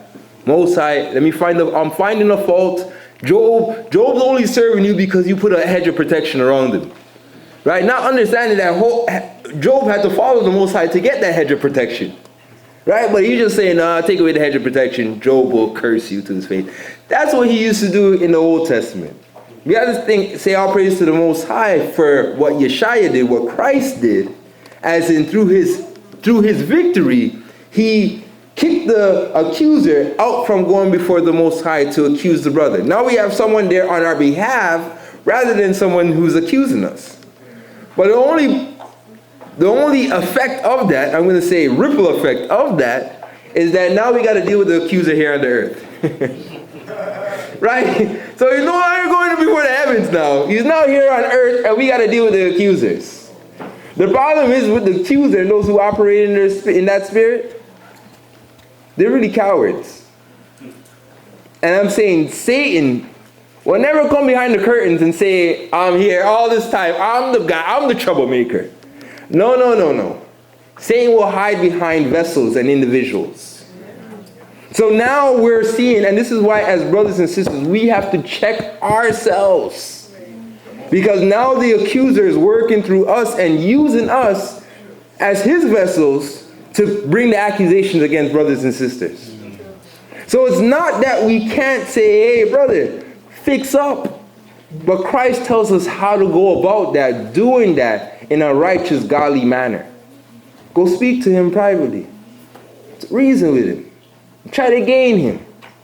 That's the goal is. We're trying to gain him to keep the union. But we have to be careful. As I said, the adversary is not using us same way how he used the serpent to deceive Adam and Eve. Right? Let's continue. Let's get Revelation chapter. Still in Revelations 12. Go on. Jumping down to verse number 12. It says, therefore rejoice ye heavens, and ye that dwell in them. Woe to the inhabitants of the earth and of the sea, for the devil is come down unto you, having great wrath, because he knoweth that he hath but a short time. Verse 13, and when the dragon saw that he was cast into the earth, he persecuted the woman which brought forth the man-child.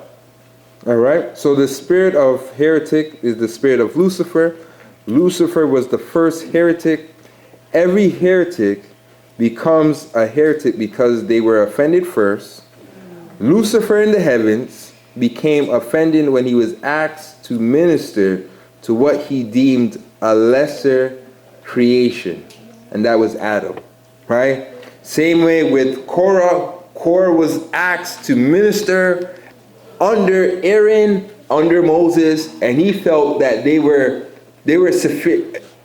inferior beneath him because he came from a richer family, a more accredited family in Israel. So he says, no, we're not doing that. I'm taking this for myself. Right, Brother Michael? He even got Reuben, the tribe of Reuben to come in, and he's like, hey, this is you. Exactly, right? But that's how that spirit works. It tries to get other people to be complicit with that mindset. So now, because what that does, and that's why I said that spirit's really a spirit of a coward, because what that does, it gives them the ability to hide amongst the rest of the congregation. Oh, I'm not the only one that feels this way. Oh, I'm just speaking on behalf of the people. I hear this all the time. I'm just concerned with the people, and this is how they feel. Nah, brother. And then you know what I was saying all those times? Which people? Yeah. Who? And they never present somebody. They never say, hey, this person, so we can have this conversation and deal with it. You see what I'm saying? And in another case, it's like, okay, when these people were saying this to you, what were you saying?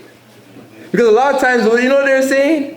I know a true. You see what I'm saying? Rather than saying, well, boy, I'm going to give Deacon the benefit of the doubt, And then Deacon, people are saying this. Right? Like, I'll give you another scenario. I had a scenario.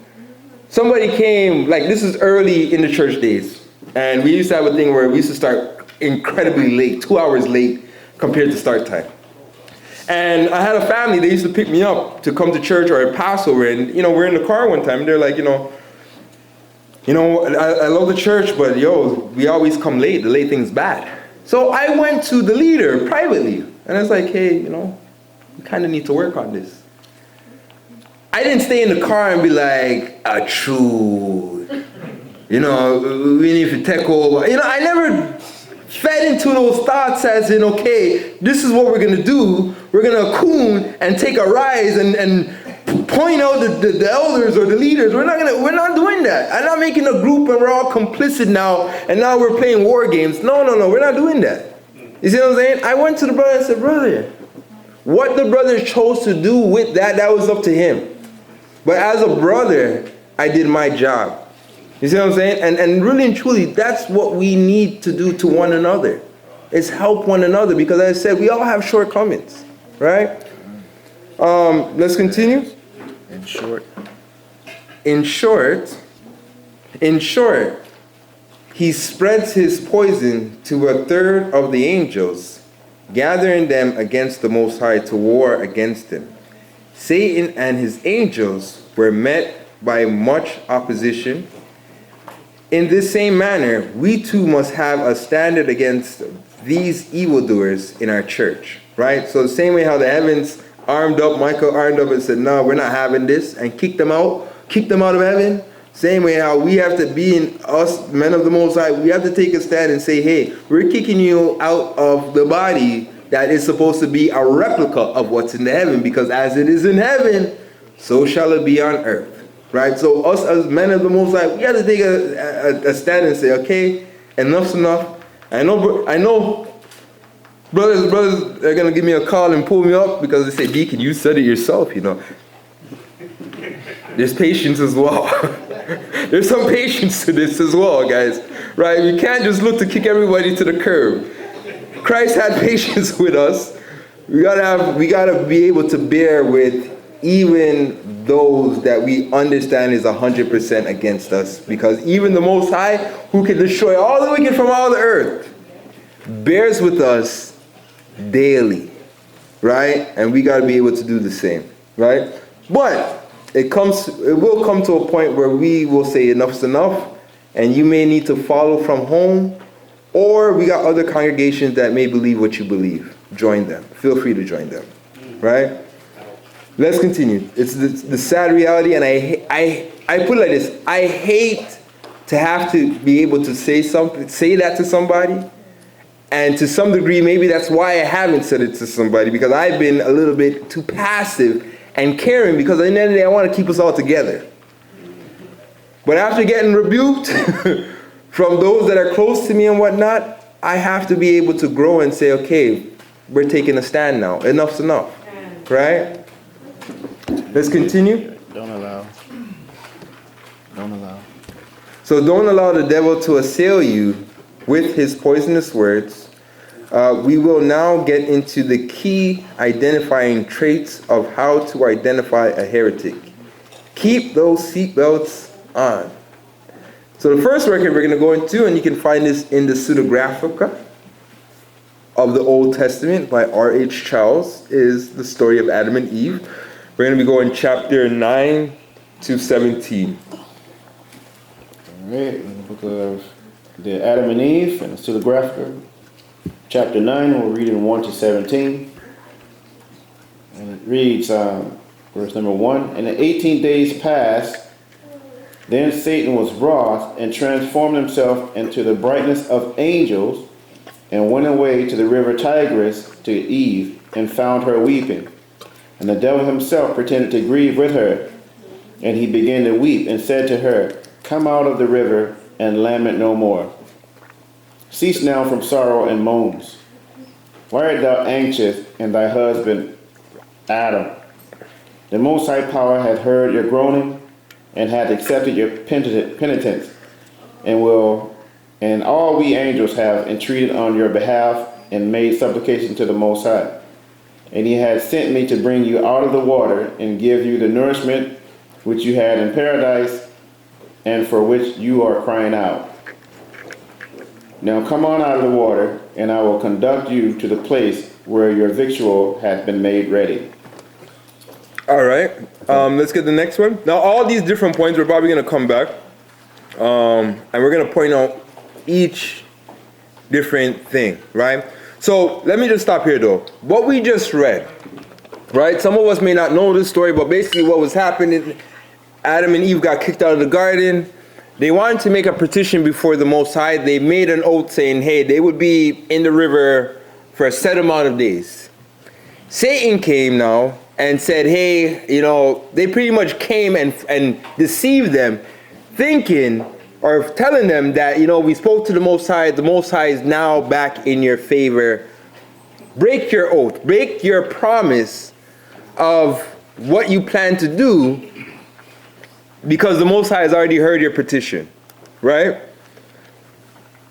Anyone kind of see the problem there? And that's why we're going to point out the problem, right? Let's get the next one. Chapter 10, verse number 1. "But Eve heard and believed, and went out of the water of the river, and her flesh was trembling like grass from the chill of the water.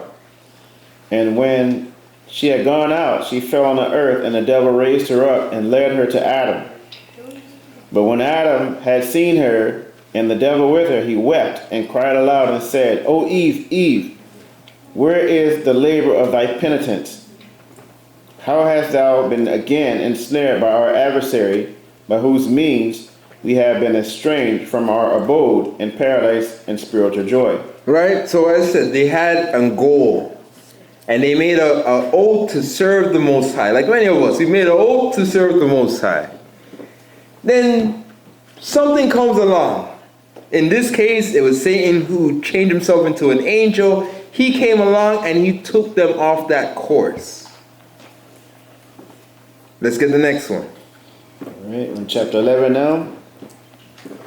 "And when she heard this, Eve understood that it was the devil who had persuaded her to go out of the river. And she fell on her face on the earth, and her sorrow and groanings and wailings was redoubled. And she cried out and said, Woe unto thee, thou devil! Why dost thou attack us for no cause?" Right? So while she was listening to the advice of the heretic, right, she didn't realize that it was taking her off the path of truth. And when she realized, was at the point of, pretty much she already broke the oath, so to speak. Right? The damage has already been done. They couldn't go back and say, okay, let me get back on the oath, so to speak, because this was an agreement. They were supposed to keep this agreement until a certain amount of days. Satan, through his deception, was able to pull them from that oath. And now she's realized, Adam's like looking at her like, he did it again? Right? So this is something I said, when it's happening, we might not see it. But we got to be careful that it doesn't end up where by the time we see it, the damage is already done.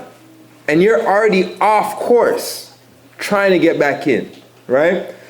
Let's continue. It says, what hast thou to do with us? What have we done to thee? For thou pursuest us with craft. Or why doth thy malice assail us? Have we taken away thy glory and caused thee to be without honor? Why dost thou harry us or harass us, thou enemy, and persecute us to the death and wickedness and envy? Going into 12 now. 12? Sorry, go on.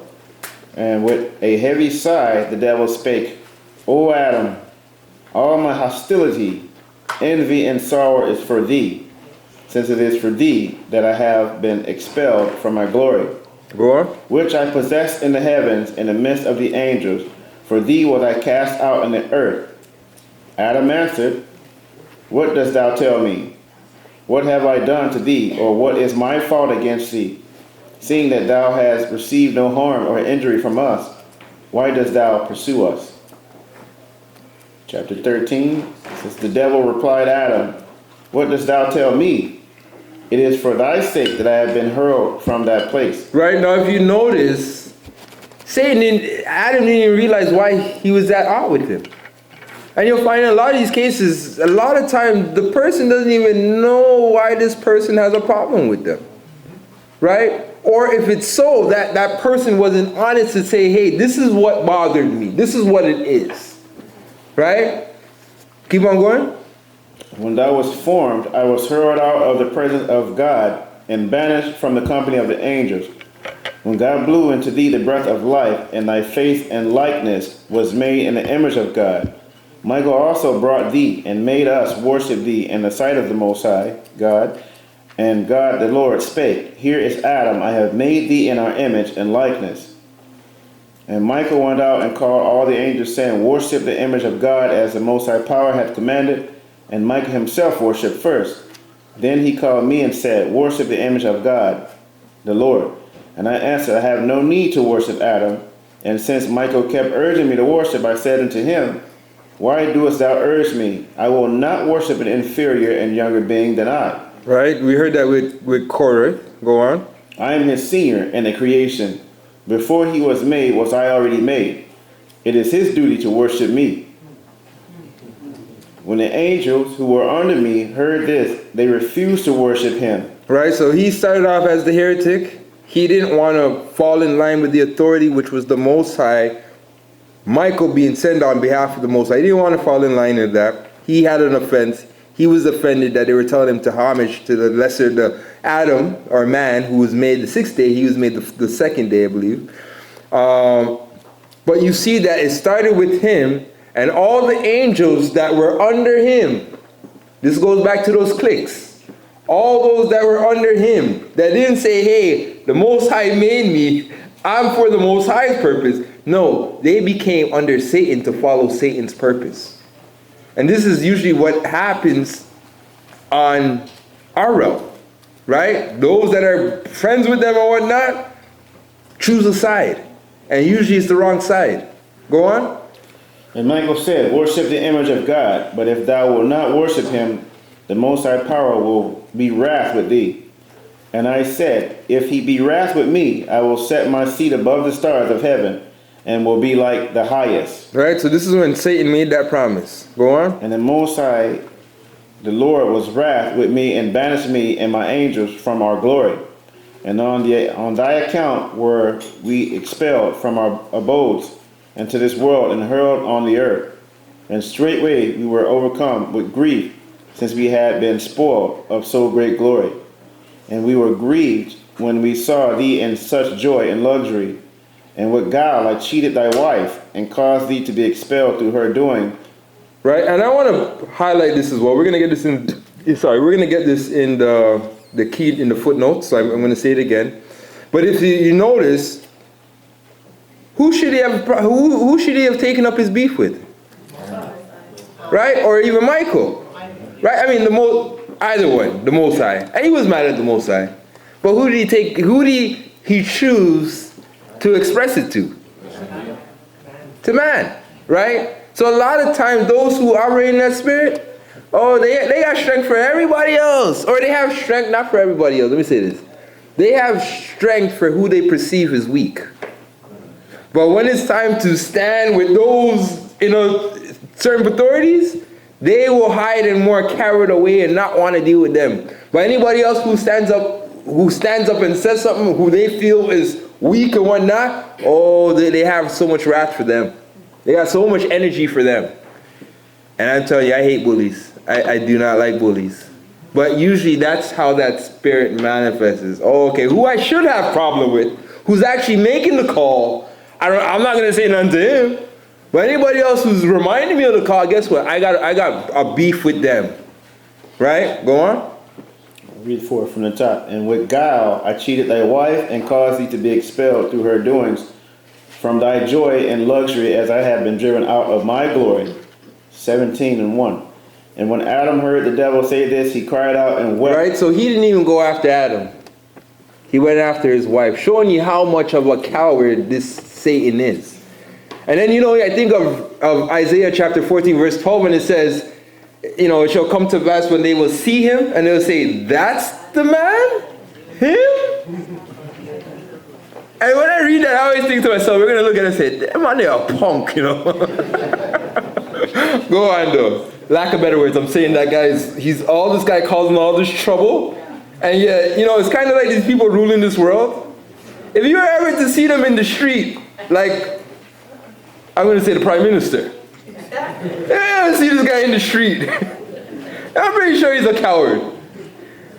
Let me take that. You might want to edit that off of YouTube, guys. Actually, leave it, because I'm not a coward. Go on.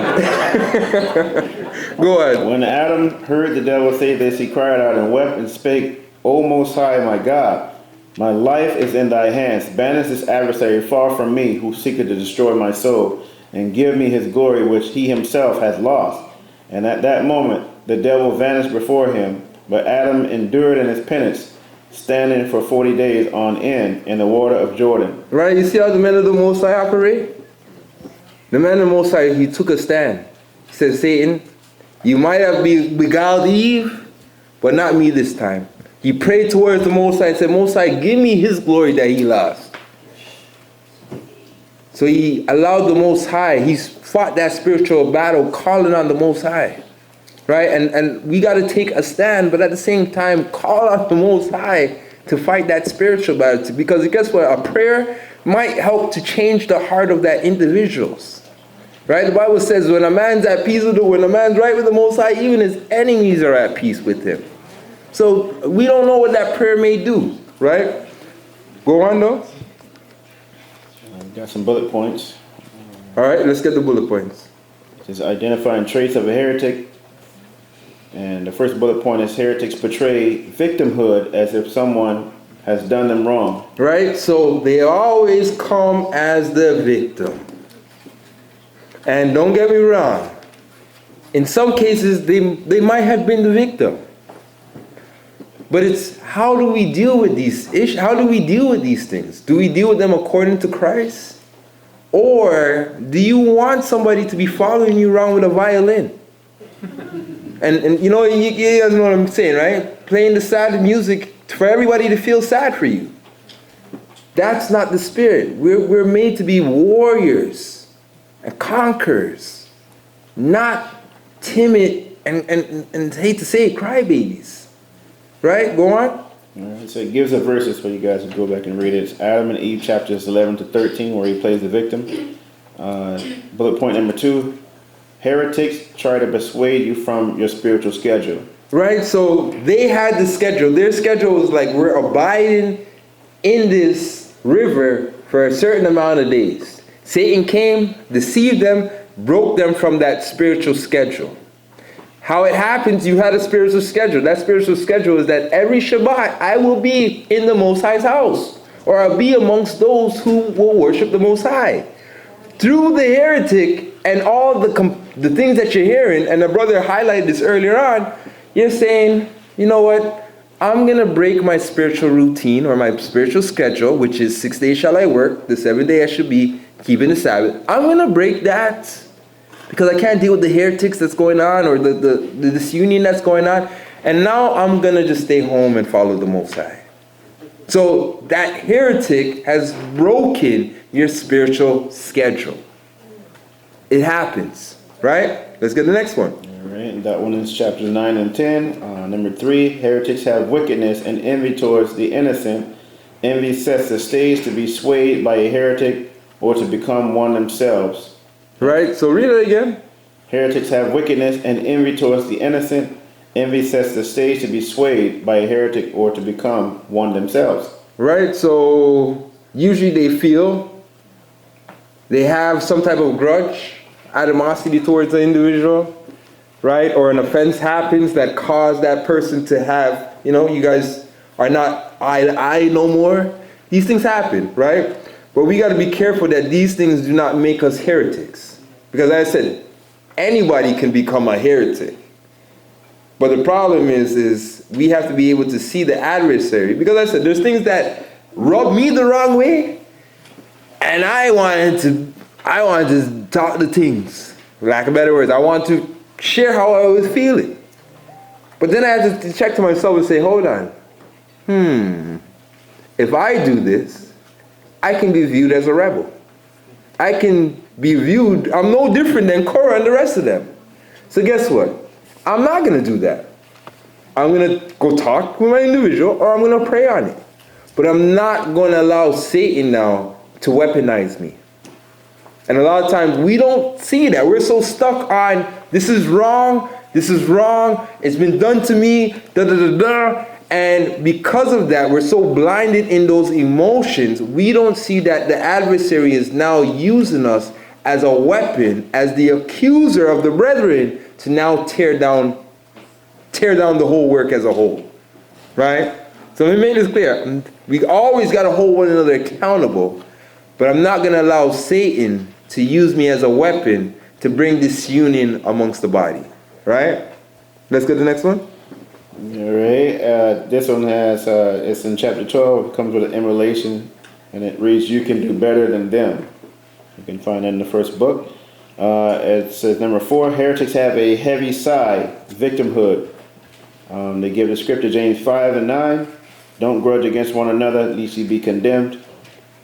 And then it has the definition for grudge, G47:27, a side.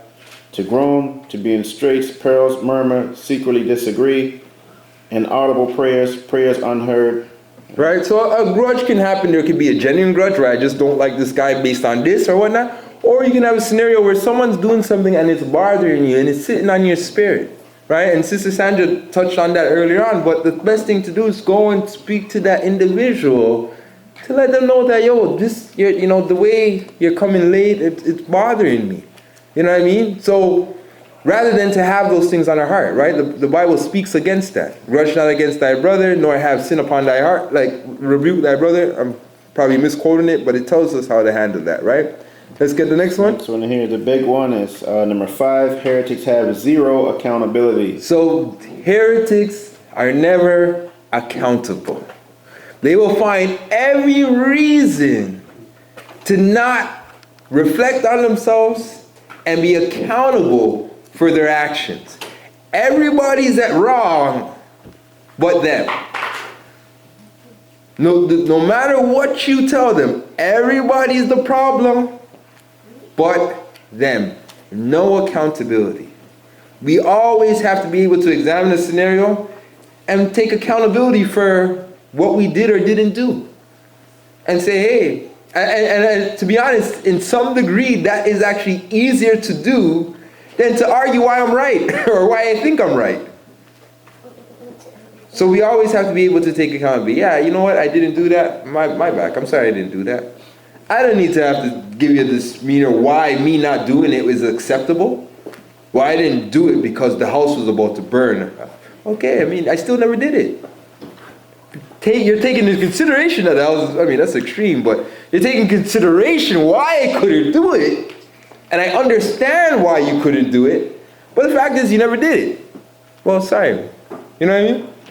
Keep on going. All right, that's chapter 13. The next one here is heretics are cowardice. So heretics are cowardice, right? Go on. So it goes back to what Deacon was saying, Lucifer attacking Adam, the inferior person, instead of going with Michael. Number 7. Right, and even when you go into the testament of Job, when Satan was trying to use Job's wife, what did Job say to Satan? Come from behind her. Stop hiding. Face me like a man. You see what I'm saying? So Satan, that cowardly, they're always trying to hide behind somebody else. Rather than just be honest with your brothers or your sisters. Tell them how you feel. Rather be doing that, oh, it's this, it's that, or it's this, or no, I don't feel this way, but someone else feels this way. Just be real. We have to just learn to be real with one another and say, honestly, this is what's bothering me. But a lot of times, because we don't want to be real and be open, we set up other cloaks on why I am right on coming against you, or what I'm doing, even though according to the Bible it's evil, why it's justifiable. Gotta be careful of that. Go on. Number 7, heretics are liars, whisperers. So heretics are liars and whisperers. Let's get where they're getting that from. Adam and Eve, chapters 9, 4, and then 13 and 1, and then chapter 15. Right, so heretics usually, as I said, they work, same way how an adversary works, they cloak what they're doing. A lot of times they will hide, right? That's where we are, right? Mm-hmm. They will lie and they will whisper. That way they're not easily to be identified, right? Until it reaches its height, right? Let's get the next one. Number 8, heretics are childish. Pettiness is a pride identifier. All right, so we got to check ourselves with all pettiness. And usually when people are operating in the spirit, sometimes you'll see that really what's being complained about or how the person is operating, it's really like a child having a temper tantrum. That's the word? Right? Temper tantrum. Terrible twos. So they say, right? But usually when you examine it, you'll be like, this is what we're talking about? I mean, and then what hits me the most, you know what hits me the most? We're at the end of the world, and this is what we're talking about? We're at the end of the world, and this is what we're talking about? And that's the part that gets me so much, is that, guys, we are almost at the end. I ain't got time to be talking about this, because it's really so childish and petty. But then we got to go down the petty road and talk about it so that others don't get caught up in it, right? So it's also a waste. It also takes you away from the work that you should be focusing on, right? Let's get the next one. Number 9, it says heretics have no submission or inability to be subject and won't take orders from men. Right, so they won't take orders from men. They won't take even orders from their closest friends. They hear what they want to hear. And if you tell them what they don't want to hear, most likely you're not going to be there. Right? They need people to confirm their folly. And the minute that you're not in compliance with their folly, you are now one of them. So like what we read in the law, how Potiphar was like, hey, those people, don't touch them. And if you touch them, you got to find sin in them. He's telling him sound counsel. The general's like, oh, well, you must be one of them then. Go join them. That's the mindset of a heretic. So because you're telling them the correct thing, and it's probably pricking their hearts, no, you're one of them. So you will, and through that you'll see who's really a friend, right? Because a friend can take counsel from another friend, vice versa. It's really a two-way street. But if you have a friend that only wants to give counsel and not receive counsel, then this relationship's unevenly yoked, because they're trying to lead you and they're not leading you in the right way, right? Let's continue. There's more on this one. It says, even when ordered by God, I don't follow man. So that's the response. Lucifer wouldn't bow to Adam, a man due to pride. It says, puffed up with pride, thinking they are something when they are nothing. Right, and you know the crazy thing about this walk? The Most High purposely will put something inferior to see how those are inferior, how they will receive it. So when you think about it, right? They used Moses. They had other Hebrews that were more inferior and more known, renowned amongst Israel than Moses. Moses didn't grow up as an Israelite. He grew up in the house of Pharaoh. But yet the Most High used him and said, okay, who's going to listen to him? Who's going to humble themselves to listen to him? The Most High sent Christ. They're looking at Christ. We know his mother and his father. He's only 33. These men ain't learned. So they stumbled at the stumbling block, right? Or they stumbled at the cornerstone, which was Christ. Same thing with the apostles. These men are not learned. And yet the Most High used the unwise thing to confound the wise things. So a lot of times, I believe that, when I first got here, that was a dynamic. That I was young, still am a little young, getting a little old now, but I was young, and a lot of people, I could be your father, or you could be my son, vice versa. You know what I mean? But it took time for people to stick with it, and okay, let's trust the Most High, and see me grow into, and I'm still growing, right? So many different examples we can use. But I'm saying, when you bring the truth to your parents, you know what your parents are thinking? I taught you. But it takes a parent time to humble themselves and say, you know what? The Most High is speaking through my man. He's showing me, through my son, should I say, right? It's the same dynamic with pastors who've been pastoring for years and now coming and seeing a bunch of young boys saying, we got the truth of the Bible. They got to be humble enough to say, let me hear them out. But the Bible says, out of the mouth of babes. But I'm just trying to show you that the Most High will put us in position to see whether or not are we going to humble ourselves just to hear the matter. Or do we feel we're too superior, as Satan did, to hear what these young men are saying, or individuals are saying, right? So we always have to be able to keep that in mind. Let's keep it going, though. All right. For those who wanted the examples in Adam and Eve 14 and 15, number 10, heretics have zero fear in the Most High. That's also right. So heretics have zero fear when it comes to the Most High. And I'm telling you, some of the stuff that I've heard or experienced, and I'm like, yo, clearly they're not afraid of the Most High. So that's something you'll see. There's no fear. In order to get their accomplishment so done, they will trample, they will destroy, they will do so much thing, thinking they're destroying the brother or the leaders. And really and truly, they're not fighting against me. They're fighting against the Most High, right? Same way how they were fighting against Moses, right? They weren't fighting against Moses and Aaron. They were fighting against the Most High. And they failed to see that or to understand that, right? Let's get the next one. There's 5 more, and this is number 11. It says, heretics have the personality of Cain. They have it all figured out. They don't need counsel, checks and balances, being subject to higher powers. Right, so that goes back to they won't listen to anybody. Keep on going. They use Genesis as an example, Genesis 4, 3-8. Number 12, a heretic is a thief, stealing people's perception and respect, presenting an image of respectability, but being wolf-like after the inner man, deceiving loved ones by appearing as a lamb. He used Sirach 5:14 and Adam and Eve 16:4. Right, so a heretic will never appear as a heretic. In fact, they will come in the most kindest and meekest spirits. And does Satan operate any different? When he went to Eve, who did he change himself into?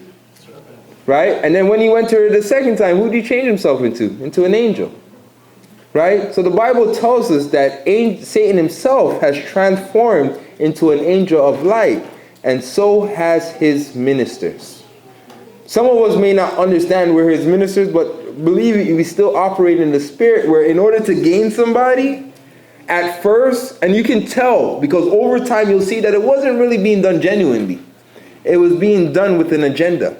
So they'll give you stuff, they'll go the extra mile to visit you, they'll do all these different things trying to win a soul to be on their side.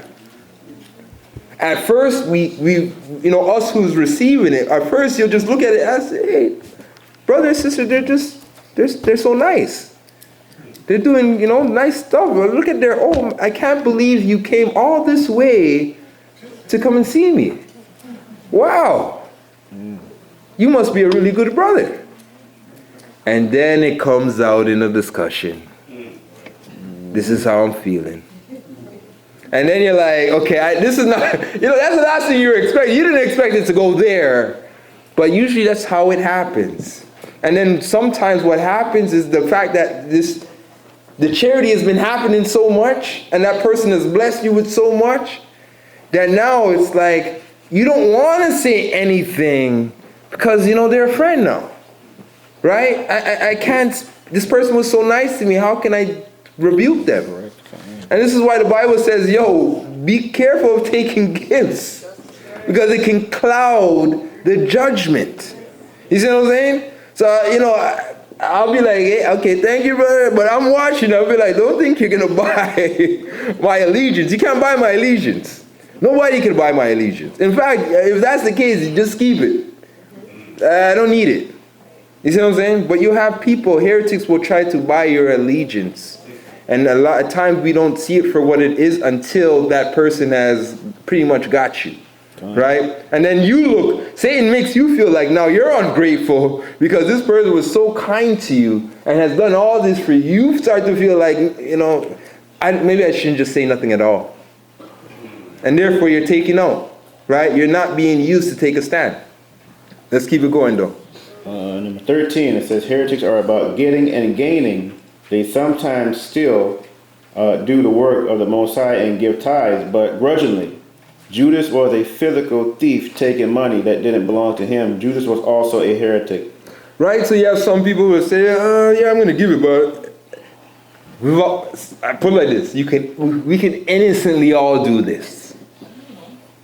Let's be real. We can innocently all do this. But, we'll say, I've heard this before where I don't know what the elders them are doing with the ark. So, I'm going to give it, but I don't know what the elders are doing with it. And I'm just like, put it like this, in the end of the day, the Most High will judge that. That's not our lot. We're just doing what the Most High commanded us to do. So I can't be in control of what they do with it. We're praying that they do the whole thing, but in the end of the day, the Most High's prophecies will be fulfilled. That I know, regardless. Even if the Most High has to move these men out of the way, and I've seen it happen. But I can't, because what that does is, if somebody else hears that, it gives them the evil suspicion that there's something going on while you're saying that. So and then that hinders them. It's like, for instance, when you look at the book of Eli. Book of Eli, the sons of Eli, right? Eli, they were robbing the people. And then the people were like, they didn't even want to do the sacrifice no more. They didn't want to do the things that the Most High was commanding them. And then the Most High had to go to Eli and say, Eli had to go to the sons and he goes, don't you know that you're causing the people to sin? So you're causing the people not to do the things that the Most High has commanded them to do. So we have to be careful of that spirit. Right? Keep on going. The examples for that one was Luke 22, 3 and 6, and Luke 4, 5 to 8. Number 14, it says, heretics come under the guise of being concerned. Right, so we talked about this. Yeah. They always come with the guise as, I know there's people that feel this way, and, I'm just trying to, in some cases they even say, I'm trying to look out for you, Deacon. I'm really on your side. And then you come to find out they're actually playing both sides of the field. I'm like, oh, you got me this time. You're not going to get me again, though. Right? But we got to be careful of that. Go on. That's chapter 9 in Adam and Eve, and also 78 and 7 in Adam and Eve. And the last one here, it says, heretics try to offer you something they don't have. They want something for nothing. They will use your spirit, your finances to help prop themselves up while you are being used. Right? So I've seen that where heretics, they will use you as a pawn in their game that they're playing. So, a scenario that I've seen in the past, don't really want to go too much into details, but an individual wanted a position. I kind of told him to wait a little time, get some time to grow and whatnot. And individuals were playing that person in order to kind of cause division amongst a group, right? And I had to learn from that experience, because my response was I didn't see it for what it was, and we lost a soul because of that. And it was a lesson I had to learn, right? Go on, though. All right, and that can be found. And I say the soul that we lost was the person who fell victim to the devices that the heretic was bringing, right? That helped me to understand the importance of teaching the body how to stand on guard and to see it for what it really is, a heretic for what it really is, right? And if you notice, that's, we've started focusing on some of those things, especially in the baptism, heretics, and even the church start sending stuff, because this is something that not only happens here, it happens throughout the four corners of the earth in every church, right? Because in the end of the day, we know it's Satan that's at the helm of it all, right? Go on. So the examples they give here are books of Adam and Eve, 15 and 3, chapter 17 and 1, and then 2 Peter 2:19. And it reads, while they promise them liberty, they themselves are the servants of corruption, for of whom a man is overcome, of the same is he brought in bondage. All right, let's get the next part, and it's what happens to any believer who gives ear to a heretic or the spirit of Lucifer. Let's find out. And let's go through this part, and let's go through this part pretty fast. Let's just read it. Gone. All right. Some more bullet points. Then Adam said to Eve, behold, the children are grown up. We must think of finding wives for them. Then Eve answered, how can we do it? Then Adam said to her, we will join Abel's sister in marriage to Cain, and Cain's sister to Abel. Then said Eve to Adam, I do not like Cain because he is hard-hearted, but let them abide until we offer up unto the Most High in their behalf. And Adam said no more. Meanwhile Satan came to Cain in the figure of a man of the field, and said to him, behold, Adam and Eve have taken counsel together about the marriage of you two, and they have agreed to marry Abel's sister to thee, and thy sister to him. But if it was not that I love thee, I would not have told thee this thing. Yet, if thou wilt take my advice and hearken to me, I will bring thee. Right, so you see how the heretic came? Satan transformed himself, and he says, hey, this is a concern. They want to marry your sister to this person, da-da-da-da. And Satan's like, if you love me, no, because I love you, I told you. This is what I'm telling you. Right? And, me, I'm listening to the story. I'm like, who are you? I thought it was only us here. Right? It should only be Adam, Eve, and my family. Who the heck are you? But he received that, right? Go on. Yet if thou wilt take my advice and hearken to me, I will bring thee on thy wedding day beautiful robes, gold and silver in plenty, and my relations will attend thee. Right? The same thing he said to Eve.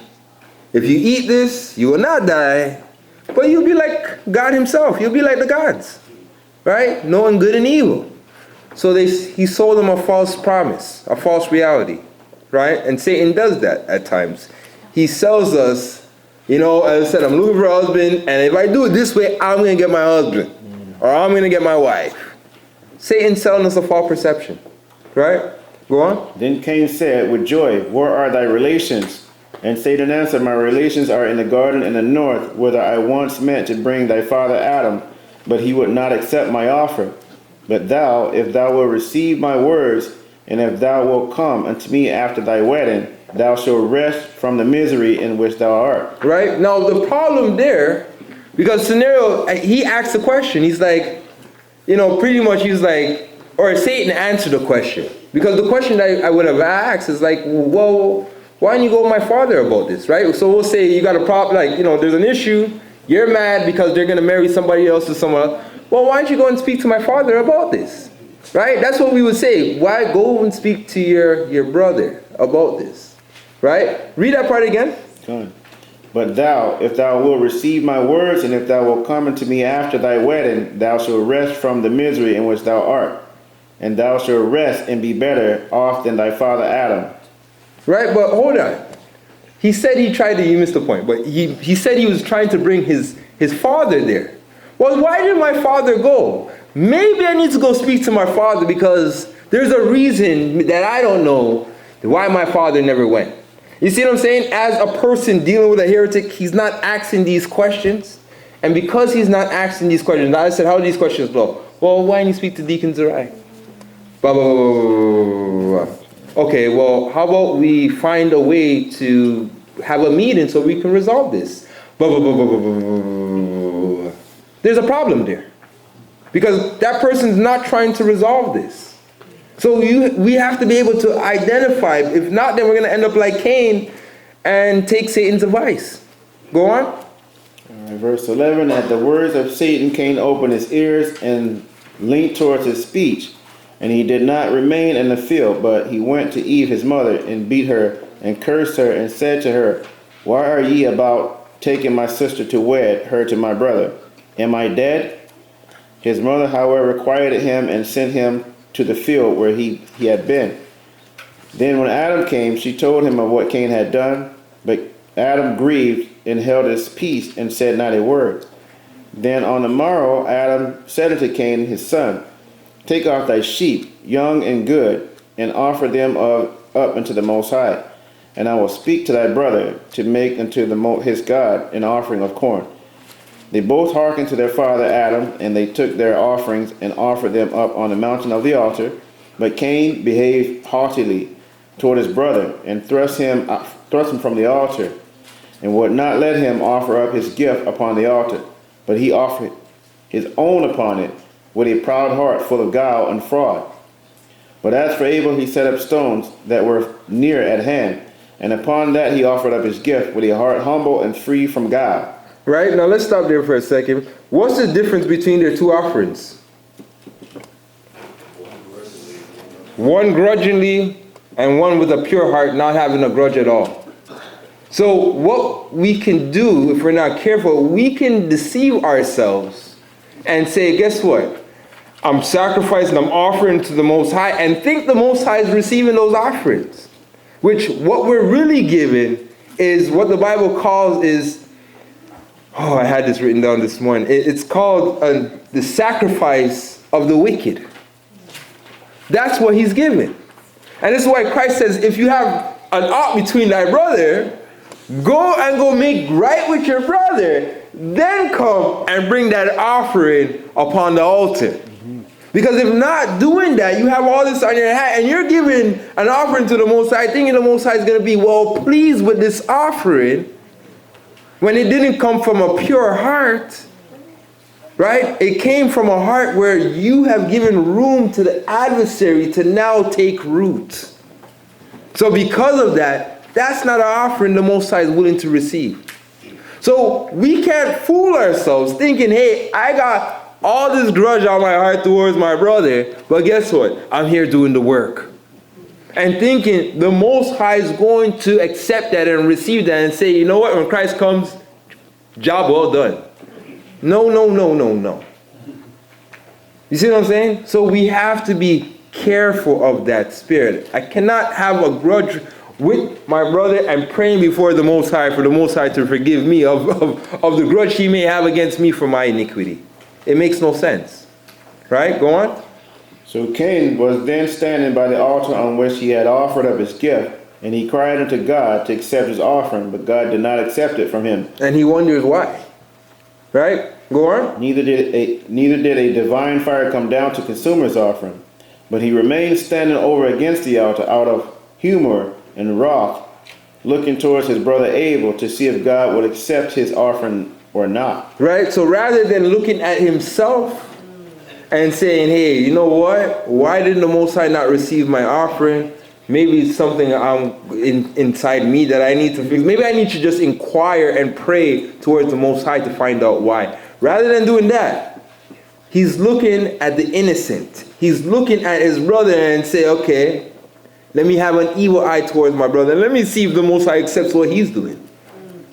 And this is how we can operate if we're not careful. Go on. And Abel prayed unto God to accept his offering. Then a divine fire came down and consumed his offering, and God smelled the sweet savor of his offering, because Abel loved him and rejoiced in him. And because God was well pleased with him, he sent him an angel of light in the figure of man, who had partaken of his offering, because he had smelled the sweet savor of his offering. And they comforted Abel and strengthened his heart. But Cain was looking on all that took place at his brother's offering, and was wroth on account of it. Right? And you guys know what the Most High said at this point, right? Anyone know what the Most High said?